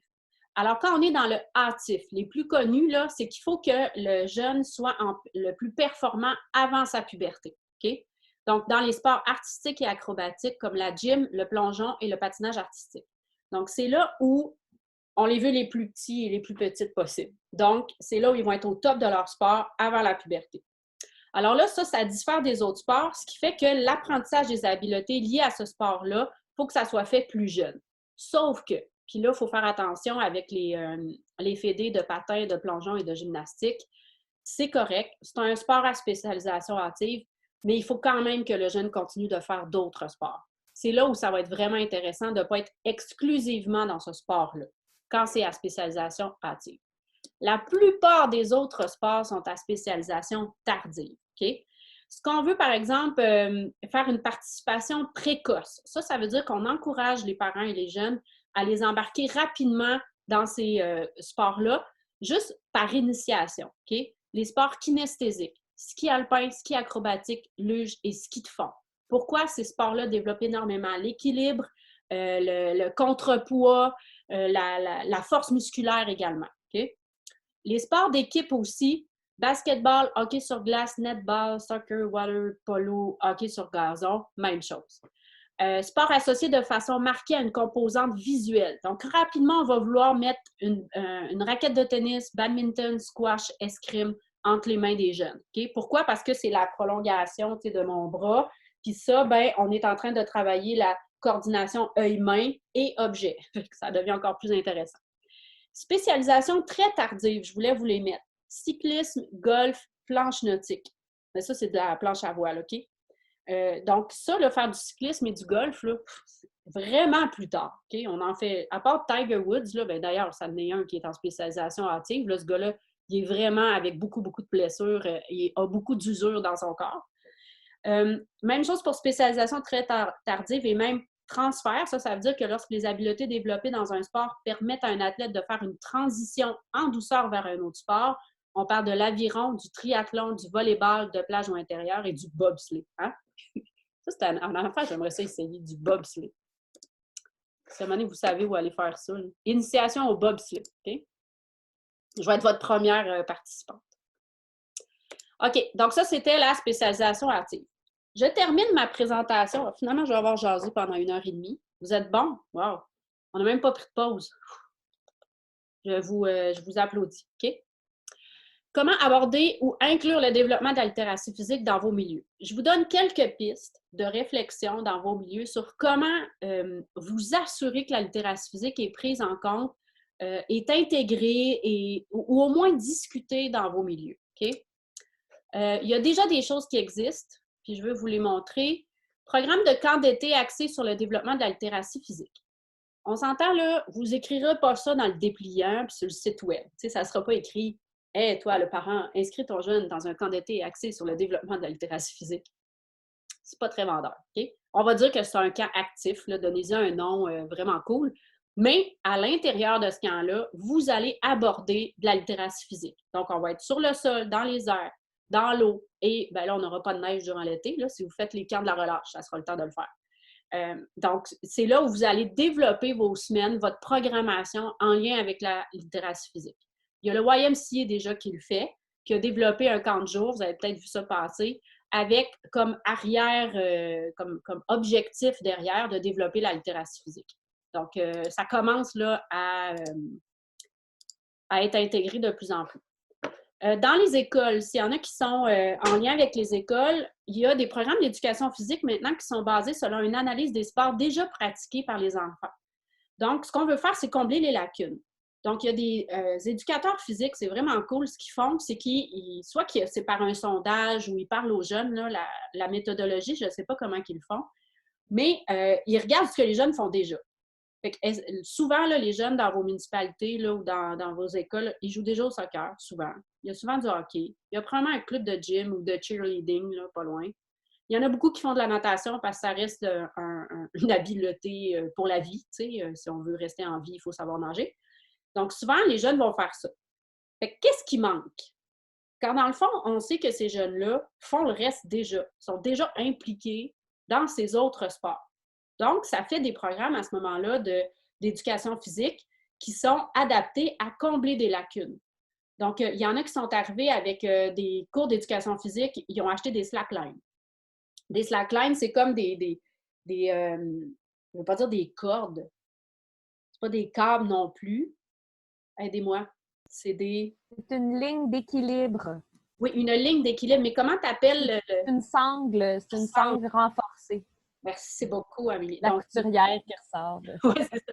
Donc, c'est une sangle renforcée qu'on met à des arbres souvent qu'on va protéger, puis on va tendre au maximum. Puis ça, ben, c'est comme marcher comme une ballerine, sauf qu'au lieu d'être un fil, c'est une sangle. Donc, ce qu'on fait, c'est qu'on s'en va développer l'équilibre au maximum, la proprioception, la force musculaire, et il y en a qui finissent par marcher, courir, sauter là-dessus. C'est vraiment extraordinaire. Donc, on vient combler des lacunes. T'sais, on le sait, ils peuvent courir, ils peuvent botter des ballons, souvent ils peuvent aller sur la glace déjà. On va aller chercher autre chose dans nos programmes d'éducation physique. Okay? Donc, ça aussi, ça se fait. Là, dites-moi pas, ils ont tout un programme d'éducation physique à suivre. Là. Il y a des profs d'éduc qui font ça déjà, puis qui sont au sommet. Là, moi, je vais à chaque année au sommet, le sport, c'est pour la vie à Ottawa, puis il y a des éducateurs physiques qui le font. Valoriser la prise de risque. Puis là, on va parler un peu des parents, là. On en a parlé un petit peu tantôt, ouais, c'est un petit peu plus loin. Fait que je ne passerai pas trop de temps là-dessus sur valoriser la prise de risque, mais s'il vous plaît, quand vous voyez des parents qui... peut-être les mettre de côté, leur dire d'attendre sur le bord. Là. Mais dans le jeu libre et la prise de risque, il faut en parler, ça, je pense, de plus en plus, parce qu'on met de la ouate autour de nos enfants présentement, puis je trouve ça dommage, parce que c'est en tombant, puis c'est en oui, prenant un marteau et en essayant de rentrer un clou dans l'arbre que ça va marcher. Non, on ne brise pas les arbres. Dans un bout de bois, là, déjà scrap. Là. Bref, valoriser la prise de risque, OK? Développer des programmes sur une plus courte période. Ça aussi, ça peut être un grattage de tête parce que le revenu que vous allez avoir des inscriptions est peut-être plus incertain. Mais si vous êtes à 8 à 15 semaines maximum, ça va permettre un plus grand éventail d'activités par année pour les jeunes. Et surtout, éviter des inscriptions à l'année, où là, c'est de septembre à juin que le jeune s'inscrit. Parce qu'il peut arriver deux choses. Un, de la spécialisation hâtive. Et deux, il va être écœuré rendu au mois de novembre. Ça va être la guerre avec ses parents. Mais là, ça va être la phrase « J'ai payé pour ton sport, fait que tu vas y aller ». Puis là, on arrive avec des jeunes qui n'ont plus de plaisir. Des fois, ils vont se raccrocher d'une certaine façon, tout dépendant du programme. Mais là, ce qu'on est en train de dire aux jeunes, c'est quand tu fais du sport, tu es obligé d'y aller. Oublie ça, avoir du fun. Là. Tandis que si vous avez un programme de 8-10 semaines, ce que ça fait pour le jeune, c'est « Hey, il reste juste 3-4 semaines, comment on va jusqu'à la fin? » Après, tu choisiras l'autre truc que tu avais le goût d'essayer. Après, on va prendre un break pendant 8 à 15 semaines. Ça aussi, c'est hot. Tu fais, je sais pas moi, du cirque de septembre jusqu'à décembre. Puis après, on va prendre un break d'une couple de semaines. Tu te réinscriras à d'autres choses quand ça te tentera. Donc, on montre à l'enfant que c'est lui qui peut choisir. Il peut choisir ce qu'il veut. Puis, dans la variété de ce qu'on a localement, c'est clair. Mais ça fait que durant l'année, il va probablement avoir essayé bien plus de sport et bien plus d'expérience que s'il est pogné sur une année entière. Fait que là, je vous le dis là, de façon sympathique et gentille, là, moi, quand j'arrive à une place puis que je dis je vais inscrire ma fille, par exemple, pour des cours de danse, puis qu'on me dit c'est pour l'année, bien, je sors mon petit monologue d'intervenante en loisirs, puis je dis je suis désolée, mais ça ne fonctionne pas, ça. Please, hey, elle a 7 ans. Elle peut-tu faire de la danse pendant 6 semaines, puis après ça, passer à d'autres choses? C'est mon opinion, je vous encourage à le faire. Faut aussi, puis là, je vous implore de parler aux parents, OK? Ils font peur, ils ont l'air bêtes, ils arrivent avec leur « mon enfant », mais s'il vous plaît, parlez aux parents. Parce que c'est pas parce qu'ils veulent pas, c'est parce qu'ils ne savent pas. C'est vraiment là que j'ai le goût que vous soyez très ouverts d'esprit et parlez aux parents, OK? Parler aux parents, ça veut dire des rencontres obligatoires avec une inscription, OK? D'ailleurs, celui que je vous donnais comme exemple qui avait fait un programme de soccer avec des Batman, puis des sirènes, puis des pirates, là, bien, lui, il a rencontré ses parents avant de faire commencer les cours de soccer. Pourquoi? Parce qu'il s'est dit, je vais me faire ramasser sur le terrain si j'arrive au premier cours, puis qu'il y a du monde déguisé en Batman, puis qu'il y a des cônes oranges, puis qu'il voit qu'il n'y a pas de filet, puis qu'on ne joue pas au soccer finalement. Il savait, là, il dit, les parents, ils ne comprendront pas cette décision-là, puis il dit, c'est pas le moment rendu sur le terrain que mon coach reçoive ça. Fait qu'il a fait des rencontres obligatoires avec ses parents, puis il les a éduqués sur la littératie physique, puis il les a éduqués sur pourquoi ce choix-là est fait dans ce club-là. Et c'est là où ça fait toute la différence, parce qu'en 20 minutes, il a convaincu plein de parents, puis vous pouvez le faire à partir de maintenant, là. Il a convaincu beaucoup de parents sur pourquoi la littératie physique, c'est important. Il a parlé aussi de l'aspect innovant dans tout ça. Il est arrivé avec des statistiques. Pas besoin d'en avoir beaucoup, là. Mais rapidement, les parents vont faire « Hey, tu sais quoi, ça a bien du bon sens, tout ça. » Pourquoi eux ne le savent pas? C'est parce que c'est un peu ma génération, là. C'est que nous autres, la spécialisation hâtive, il n'y avait que ça. Nous autres, quand tu étais bon dans un sport, là, on te laissait dans ce sport-là, puis on disait « Let's go, t'es capable, puis tu vas faire juste ça, mon grand ou ma grande. » Là, je parle de mon expérience personnelle. Je sais que ça peut être différent pour d'autres personnes. Mais quand même, quand tu ne sais pas, ben tu pars avec ce que toi, tu as eu comme vécu, puis tu l'appliques. Donc, c'est pour ça qu'ils vont faire « J'ai inscrit mon enfant au soccer, il doit jouer au soccer. » C'est comme dans RBO, tu sais. « Mon fils jouera au football. » Je suis désolée, il commence à être tard.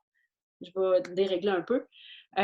Donc, c'est super important à ce moment-là qu'on parle aux parents. Il faut faire des formations aussi pour les parents bénévoles. C'est super important aussi. Ils se sont impliqués, ils sont pleins de bonne volonté. Parlez-leur, puis montrez-leur que vous avez confiance en eux en leur donnant la bonne information.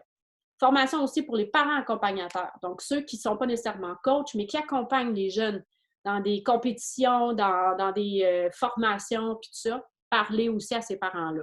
Ils vont devenir vos meilleurs alliés quand ça va être le temps de justifier ce que vous faites. Puis en plus, vous allez être comme un moteur d'éducation.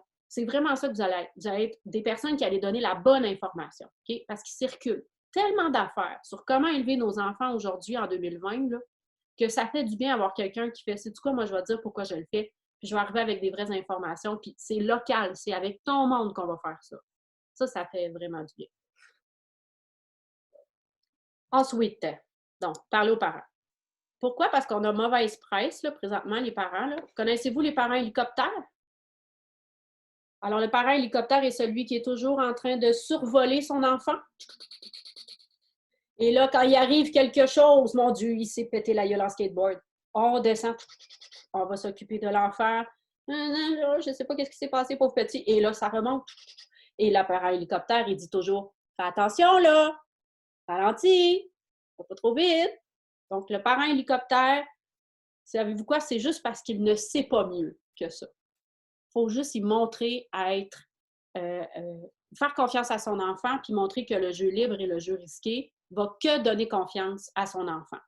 Puis oui, ça se peut qu'il se fasse mal. C'est toute la peur qu'on a. Ça se pourrait. Mais il y a tellement d'autres façons de se faire mal. On ne peut-tu pas les dénigrer dans leur mouvement et dans leur confiance en soi? Et là, attention, on a des nouveaux parents qui apparaissent. C'est juste pour vous faire rire, là. Mais c'est des parents tondeuses. OK?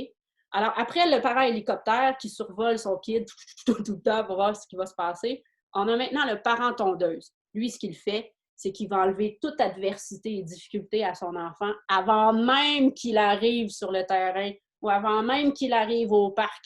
Fait que les mamans, là, ou les papas là, qui laissent « Attendez avant de rentrer dans le parc », ils rentrent, ils font le tour. Est-ce qu'ils trouvent des roches? Y a-tu des fourmis? Y a-tu des abeilles qui sortent du carré de sable? S'il y a des abeilles qui sortent du carré de sable, on n'y va pas. Bon, ça, c'est le parent tondeuse, OK? Puis c'est comme ça qu'aujourd'hui, on est en train de dire. Puis en fait, on étiquette les parents en disant, vous êtes toute une gang de Mongols à ne pas laisser vos enfants vivre leurs expériences. Puis ça, moi, ça me rend triste un peu parce que je ne nous vois pas comme ça nécessairement, les parents.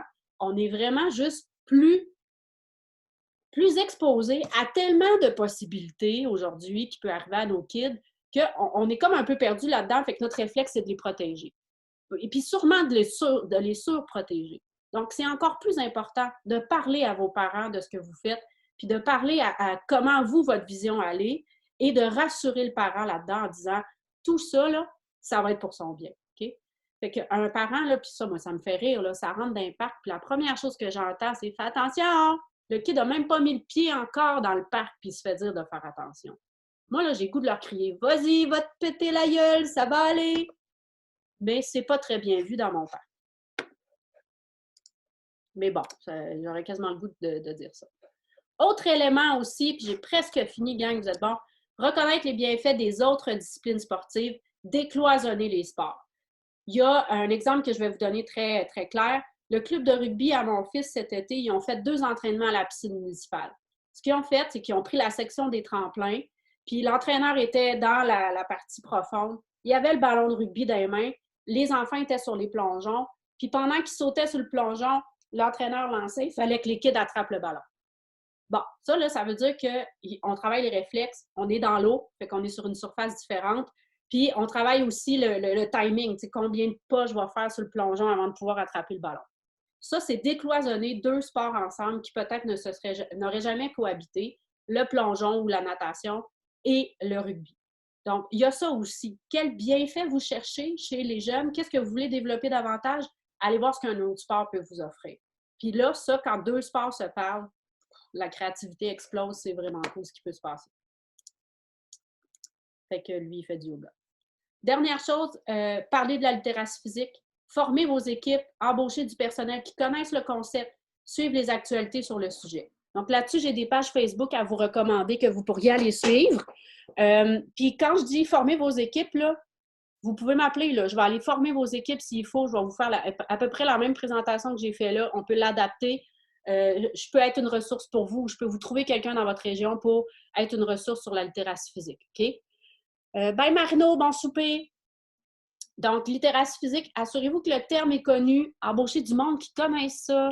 C'est vraiment super important. OK? Donc là, je vais sortir et je vais aller sur mon Facebook. Vous voyez ma page Facebook, hein? C'est bon? Good. Alors, sur la page Facebook, j'ai trois ressources présentement là, vraiment incontournables à vous donner à suivre. La première, c'est Le sport, c'est pour la vie. Cette page-là est la page maîtresse, là, je vous dirais, de la littératie physique, le développement à long terme de l'athlète.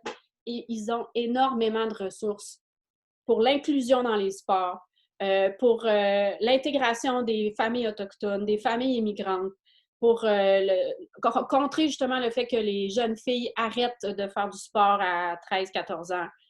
Il y a énormément d'études, elles sont bien faites.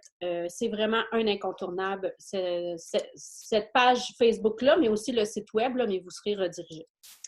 Ensuite, le réseau Accès Participation qui est québécois, eux, sont vraiment le rôle qu'ils ont, c'est un réseau accès. Donc, ce qu'ils font, c'est qu'ils parlent beaucoup d'inclusion dans le loisir et dans les sports, mais aussi ils font le lien entre, je trouve, ils le font très bien, entre l'organisme national qui est le sport, c'est pour la vie, et tout ce qui se fait ici au Québec dans les fédérations sportives. Donc, le réseau, le RAP, le réseau Accès Participation, ils sont aussi en partenariat avec Participation, que vous devez connaître sûrement.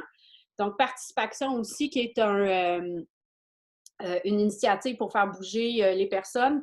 Donc, vous pouvez voir présentement, ils font des capsules pour les personnes âgées. Là, donc, ceux qui sont dans les centres pour personnes âgées autonomes ou en perte d'autonomie, ils font des capsules en français à chaque jour gratuites pour faire bouger les gens. Mais il y a aussi plein de programmes là-dessus. Vous allez avoir des demandes de subventions pour développer des programmes en sport. Bref, ils sont vraiment la partie québécoise pour la littératie physique. Un autre, c'est plus une ressource aussi de subvention, mais c'est une revue en ligne, c'est 100 degrés, une communauté en pleine ébullition pour stimuler les saines habitudes de vie. Là-dessus, vous allez aussi avoir des appels de projets pour avoir des subventions sur les saines habitudes de vie. Donc, 100 degrés vient en fait de Québec en forme.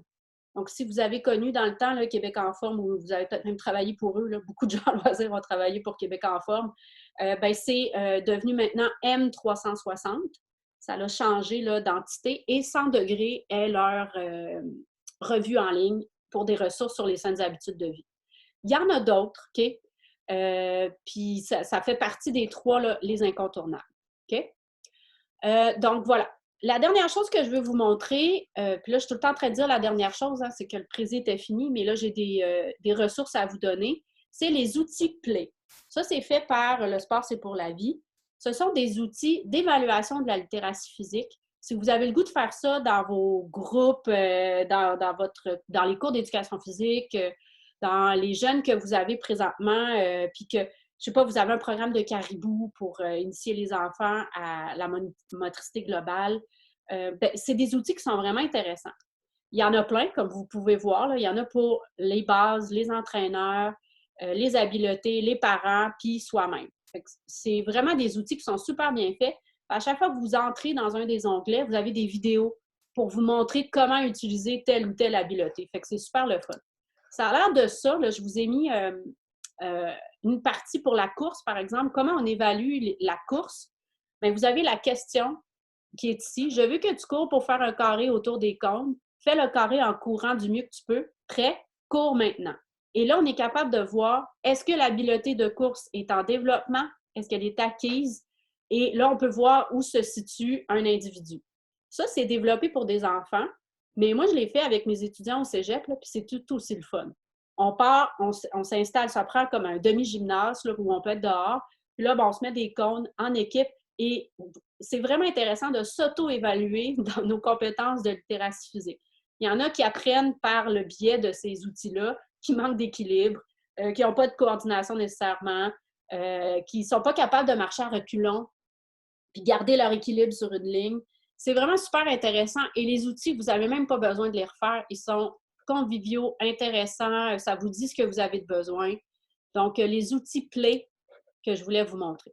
OK? Donc, ça, c'est des ressources. Si vous en avez d'autres que vous avez besoin que ça soit comme un peu plus spécifique pour tel ou tel élément, n'hésitez pas, il y en a probablement d'autres qui existent pour vous. OK? Je pense que j'ai fini. Ah non, c'est ça. J'ai quasiment fini la présentation. Je pense que oui. Je pense que oui. Ah, c'est évaluer la littératie physique. Vous avez des vidéos là-dessus. Ma présentation n'est pas comme totalement terminé. Peut-être que vous pourrez écrire vos commentaires, mais j'ai aussi une autre section sur l'inclusion. Donc, s'assurer que les clientèles vulnérables sont incluses dans l'activité physique dans vos communautés. On parle beaucoup de la différenciation entre les garçons et les filles. Donc, ça serait un autre sujet si jamais ça vous intéresse. Ça fait partie des éléments que je pourrais donner. OK? Donc là, j'ai mis de côté un peu le chat parce que je voulais avancer. Je trouvais que j'étais en train d'abuser de votre temps. Ah, il est 4h45. Watatao. OK, ouvrez vos micros et levez votre main. C'est soit que je vais commencer par peut-être prendre vos commentaires sur la formation, puis vous laisser quitter parce qu'il est 5h moins quart. S'il y en a qui veulent rester, attendez que tout le monde quitte si vous avez des questions spécifiques pour moi. OK?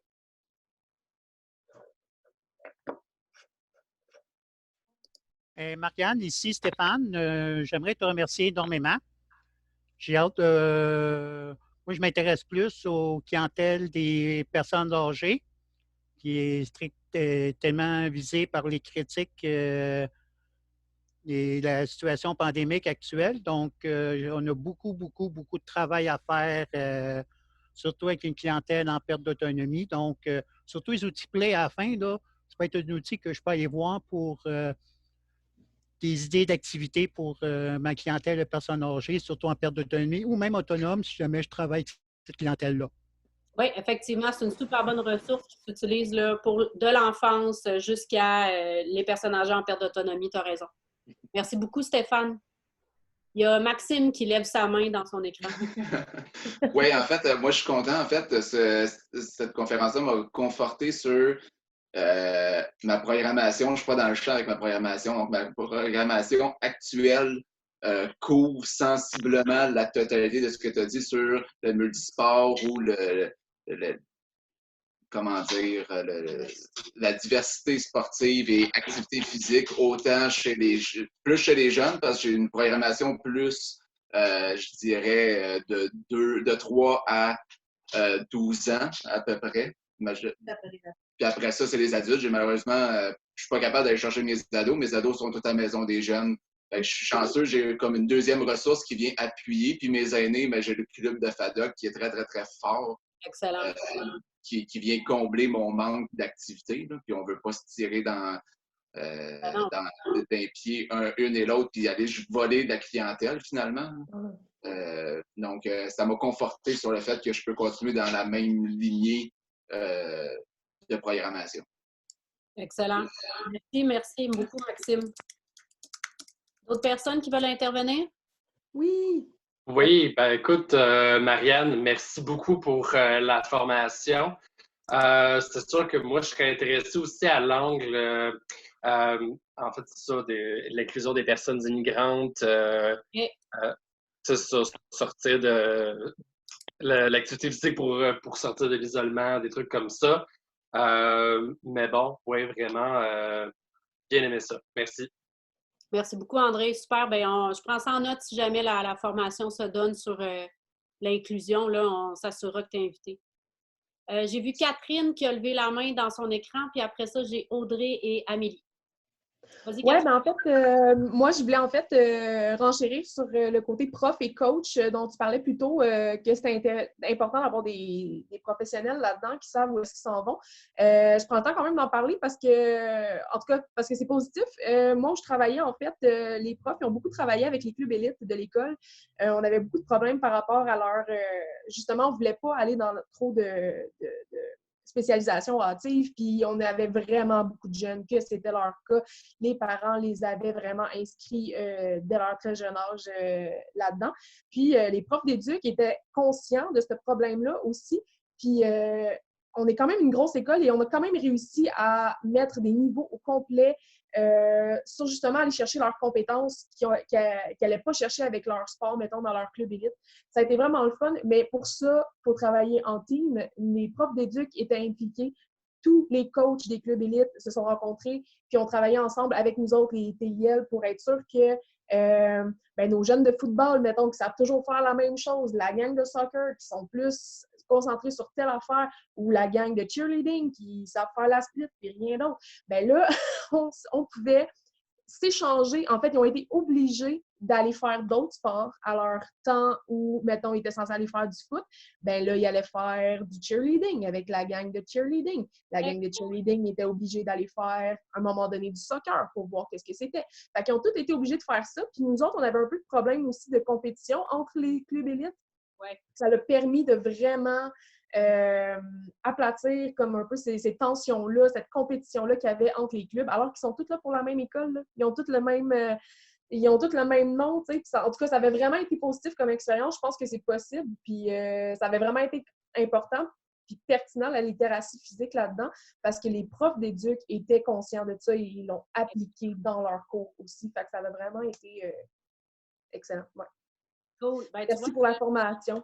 La clé, tu mets le doigt dessus, c'est ils se sont parlé. Fait que ça a donné quelque chose de vraiment trippant, puis ils ont été capables de voir les forces chez chacun et l'autre, au lieu d'être on fait chacun notre sport de notre bord, puis on garde notre bord. Là. Ouais.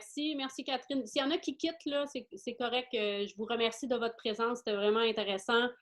Je peux vous dire au revoir là, sans problème là, s'il y en a qui veulent partir tout de suite. J'ai Audrey et ensuite Amélie. Vas-y, Audrey.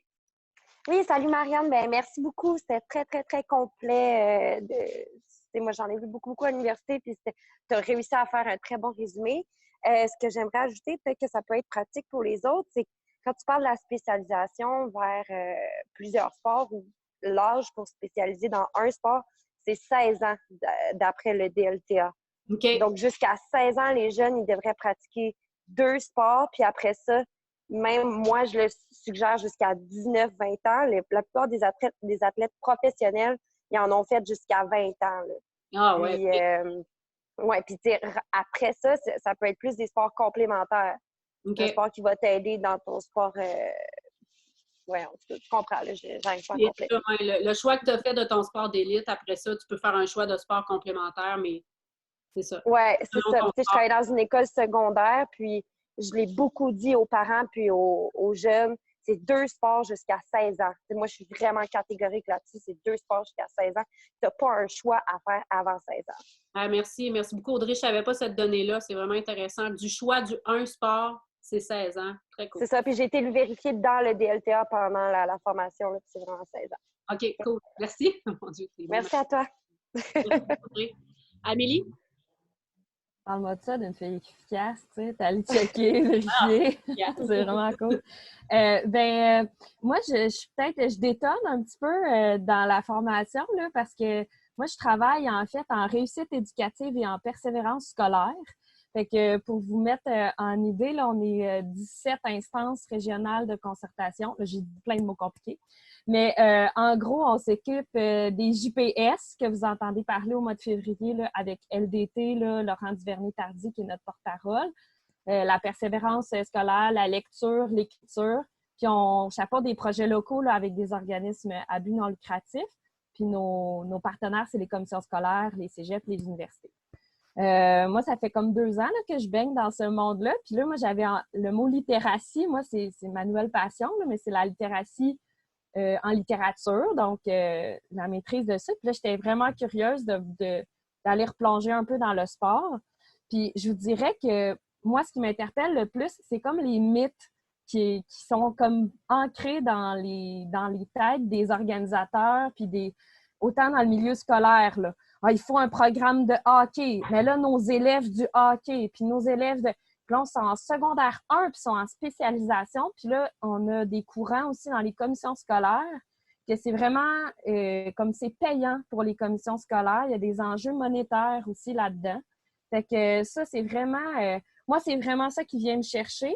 Fait que c'est ce que je vais amener là, à ma table régionale de l'éducation, de dire, bien, attendez une minute, là. Tu sais, je vais aller amener des documents puis des choses. Puis, il y avait notre expert en contenu là, qui était là tout à l'heure aussi, Nathalie Boudreau.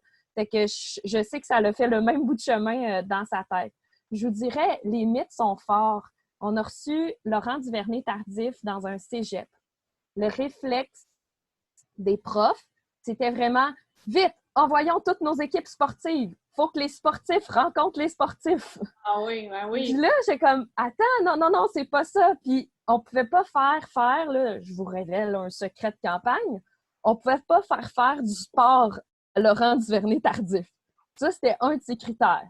Lui, il voulait parler des arts, il voulait parler de l'école, d'étudier, de se divertir, de bouger, mais pas de sport. Fait que là, j'ai comme fait « Non, gang! » Fait que j'ai été comme la poffine et ça l'a donné un événement qui s'est passé au cégep de Victoriaville. Là, si vous voulez voir en photo, ça ressemblait à quoi? Un événement privé d'une grande qualité puis qui a été le point fort de la campagne nationale pour notre porte-parole, mais aussi pour toute l'équipe, parce que les jeunes se sont assis avec quelqu'un d'influent. Puis là, ils ont dit, ben comment t'étudies? Ben moi, j'étudie dans mon bain, puis c'est quoi mes trucs? Puis, tu sais, parce qu'il a fait plein d'affaires en même temps, puis il est devenu un athlète professionnel, puis il termine sa médecine là, cette année, là, dans les prochains mois. Mais l'espèce de... C'est ça le lien, moi, que je fais avec ce que tu nous as livré. On est comme... avec le sport, on a comme des éléments qui sont ancrés dans nos cultures, qui font comme oh, wow, j'ai un petit prodige, puis je mets de l'énergie là-dedans. Puis, confidence de Laurent Duvernay-Tardy, il n'est pas bien là-dedans de faire que du football. Ah oui, hein? Quand il arrive, ben, il joue au Ultimate Frisbee, lui, quand il arrive à Montréal avec sa gang de chums, parce que là, il fait enfin pas du football, tu sais. Puis il peut être à l'attaque ou, je sais pas trop, dans une ligne différente, mais lui, il ne fait que sa position. Puis il trouve ça extrêmement difficile. Il dit que c'est une des raisons pourquoi il allait en médecine, parce qu'il pouvait faire plein d'affaires. Être avec un bébé le matin, après ça, l'après-midi avec une personne âgée, puis voir un adolescent en fin de journée pour lui remonter le moral, puis s'accomplir. T'sais. Fait que, ben merci Marianne, puis en tout cas, ça va faire du bout de chemin. Si on a besoin de parler du sport, c'est sûr qu'on va faire appel à toi. Excellent. Merci beaucoup, Amélie. Puis ça me fait tellement penser à, justement, les athlètes qui sont restés tellement accrochés à leur sport et rien d'autre. C'est souvent ceux qui, malheureusement, ont des gros problèmes de santé mentale une fois que le sport se termine. T'sais, où là, ils étaient tellement dans leur identité propre, c'est tellement venu les chercher dans qui ils étaient profondément, qu'une fois qu'ils arrêtent d'être l'athlète connu et reconnu, là, tout s'écroule. Tous les repères s'écroulent. Puis ça, malheureusement, c'est quelque chose qu'on parle peu parce qu'on les met en super-héros, parce qu'ils ont été athlètes olympiques, mais ils sont vraiment plusieurs à pas filer après parce que justement, leur identité était tellement collée juste là-dessus, puis eux-mêmes ont été tellement collés juste là-dessus, que là, Laurent Duvernay-Tardif est vraiment un bel exemple à suivre. Là. Oui, l'après-carrière n'est pas toujours préparée. C'est ce qui arrive des cas comme tu mentionnes. Absolument, où ils n'ont pas réfléchi au après. Puis là, ben, vraiment, tout s'écroule. Là. Leur propre identité, leur estime personnelle. Vraiment, là, ça va pas bien après. Puis, tu sais, lui, il était une bébite noire, là, un peu, là, tu sais, qui arrivait pas d'une université américaine, pas avec une histoire de médecin là-dedans. Puis là, tu sais, il sort du cadre, mais en même temps, ça lui amène une santé mentale, puis un équilibre. Bien meilleur que ses coéquipiers. Puis même, je pense que ça l'a inspiré certains de ses coéquipiers au sein des équipes qu'il a fréquentées à faire comme « OK, non, il faut quelque chose après, puis il faut le reste de l'année faire quelque chose aussi. » là, tu sais. Puis quand le sport s'arrête, là, parce qu'ils sont comme 24-24 sur le football. Intense, là. Good, ben j'ai pas d'autres mains levées. Il y a quelqu'un qui m'a demandé une question après, mais sinon, ben, je vous laisserai aller prendre votre petite bière. Il est presque 5 heures. Merci tout le monde. Intéressant. Merci Marianne. Merci Julie. Merci beaucoup. Je vous laisse aller. Bye. Bye. Mélanie. Bye. J'ai vu les courriels, là, j'avais écrit dans le chat, si vous voulez avoir le lien du prési, ça va me faire plaisir, mais je vais vous l'envoyer par courriel. Donc, écrivez-moi votre email dans le chat, ça va me faire plaisir, je vais vous envoyer ça. Et moi, c'est fait. Oui, je l'ai vu, Stéphane, merci beaucoup. C'est fait aussi pour ma part, oui, merci. Excellent. OK, adieu. OK, adieu. Est-ce que je peux y aller pour ma question? Oui, vas-y, Julie. OK. Mettons, je te fais un topo là, de la MRC où moi je suis. Là. Vu qu'on a fusionné, en fait, plusieurs clubs de soccer, ça fait que plusieurs intervenants qu'on a eu à part respective. Ça s'est fait un peu, tu sais... Je t'arrête parce que là, il y a tellement de gens qui quittent que mon Zoom fige un peu. On va donner un petit peu de temps.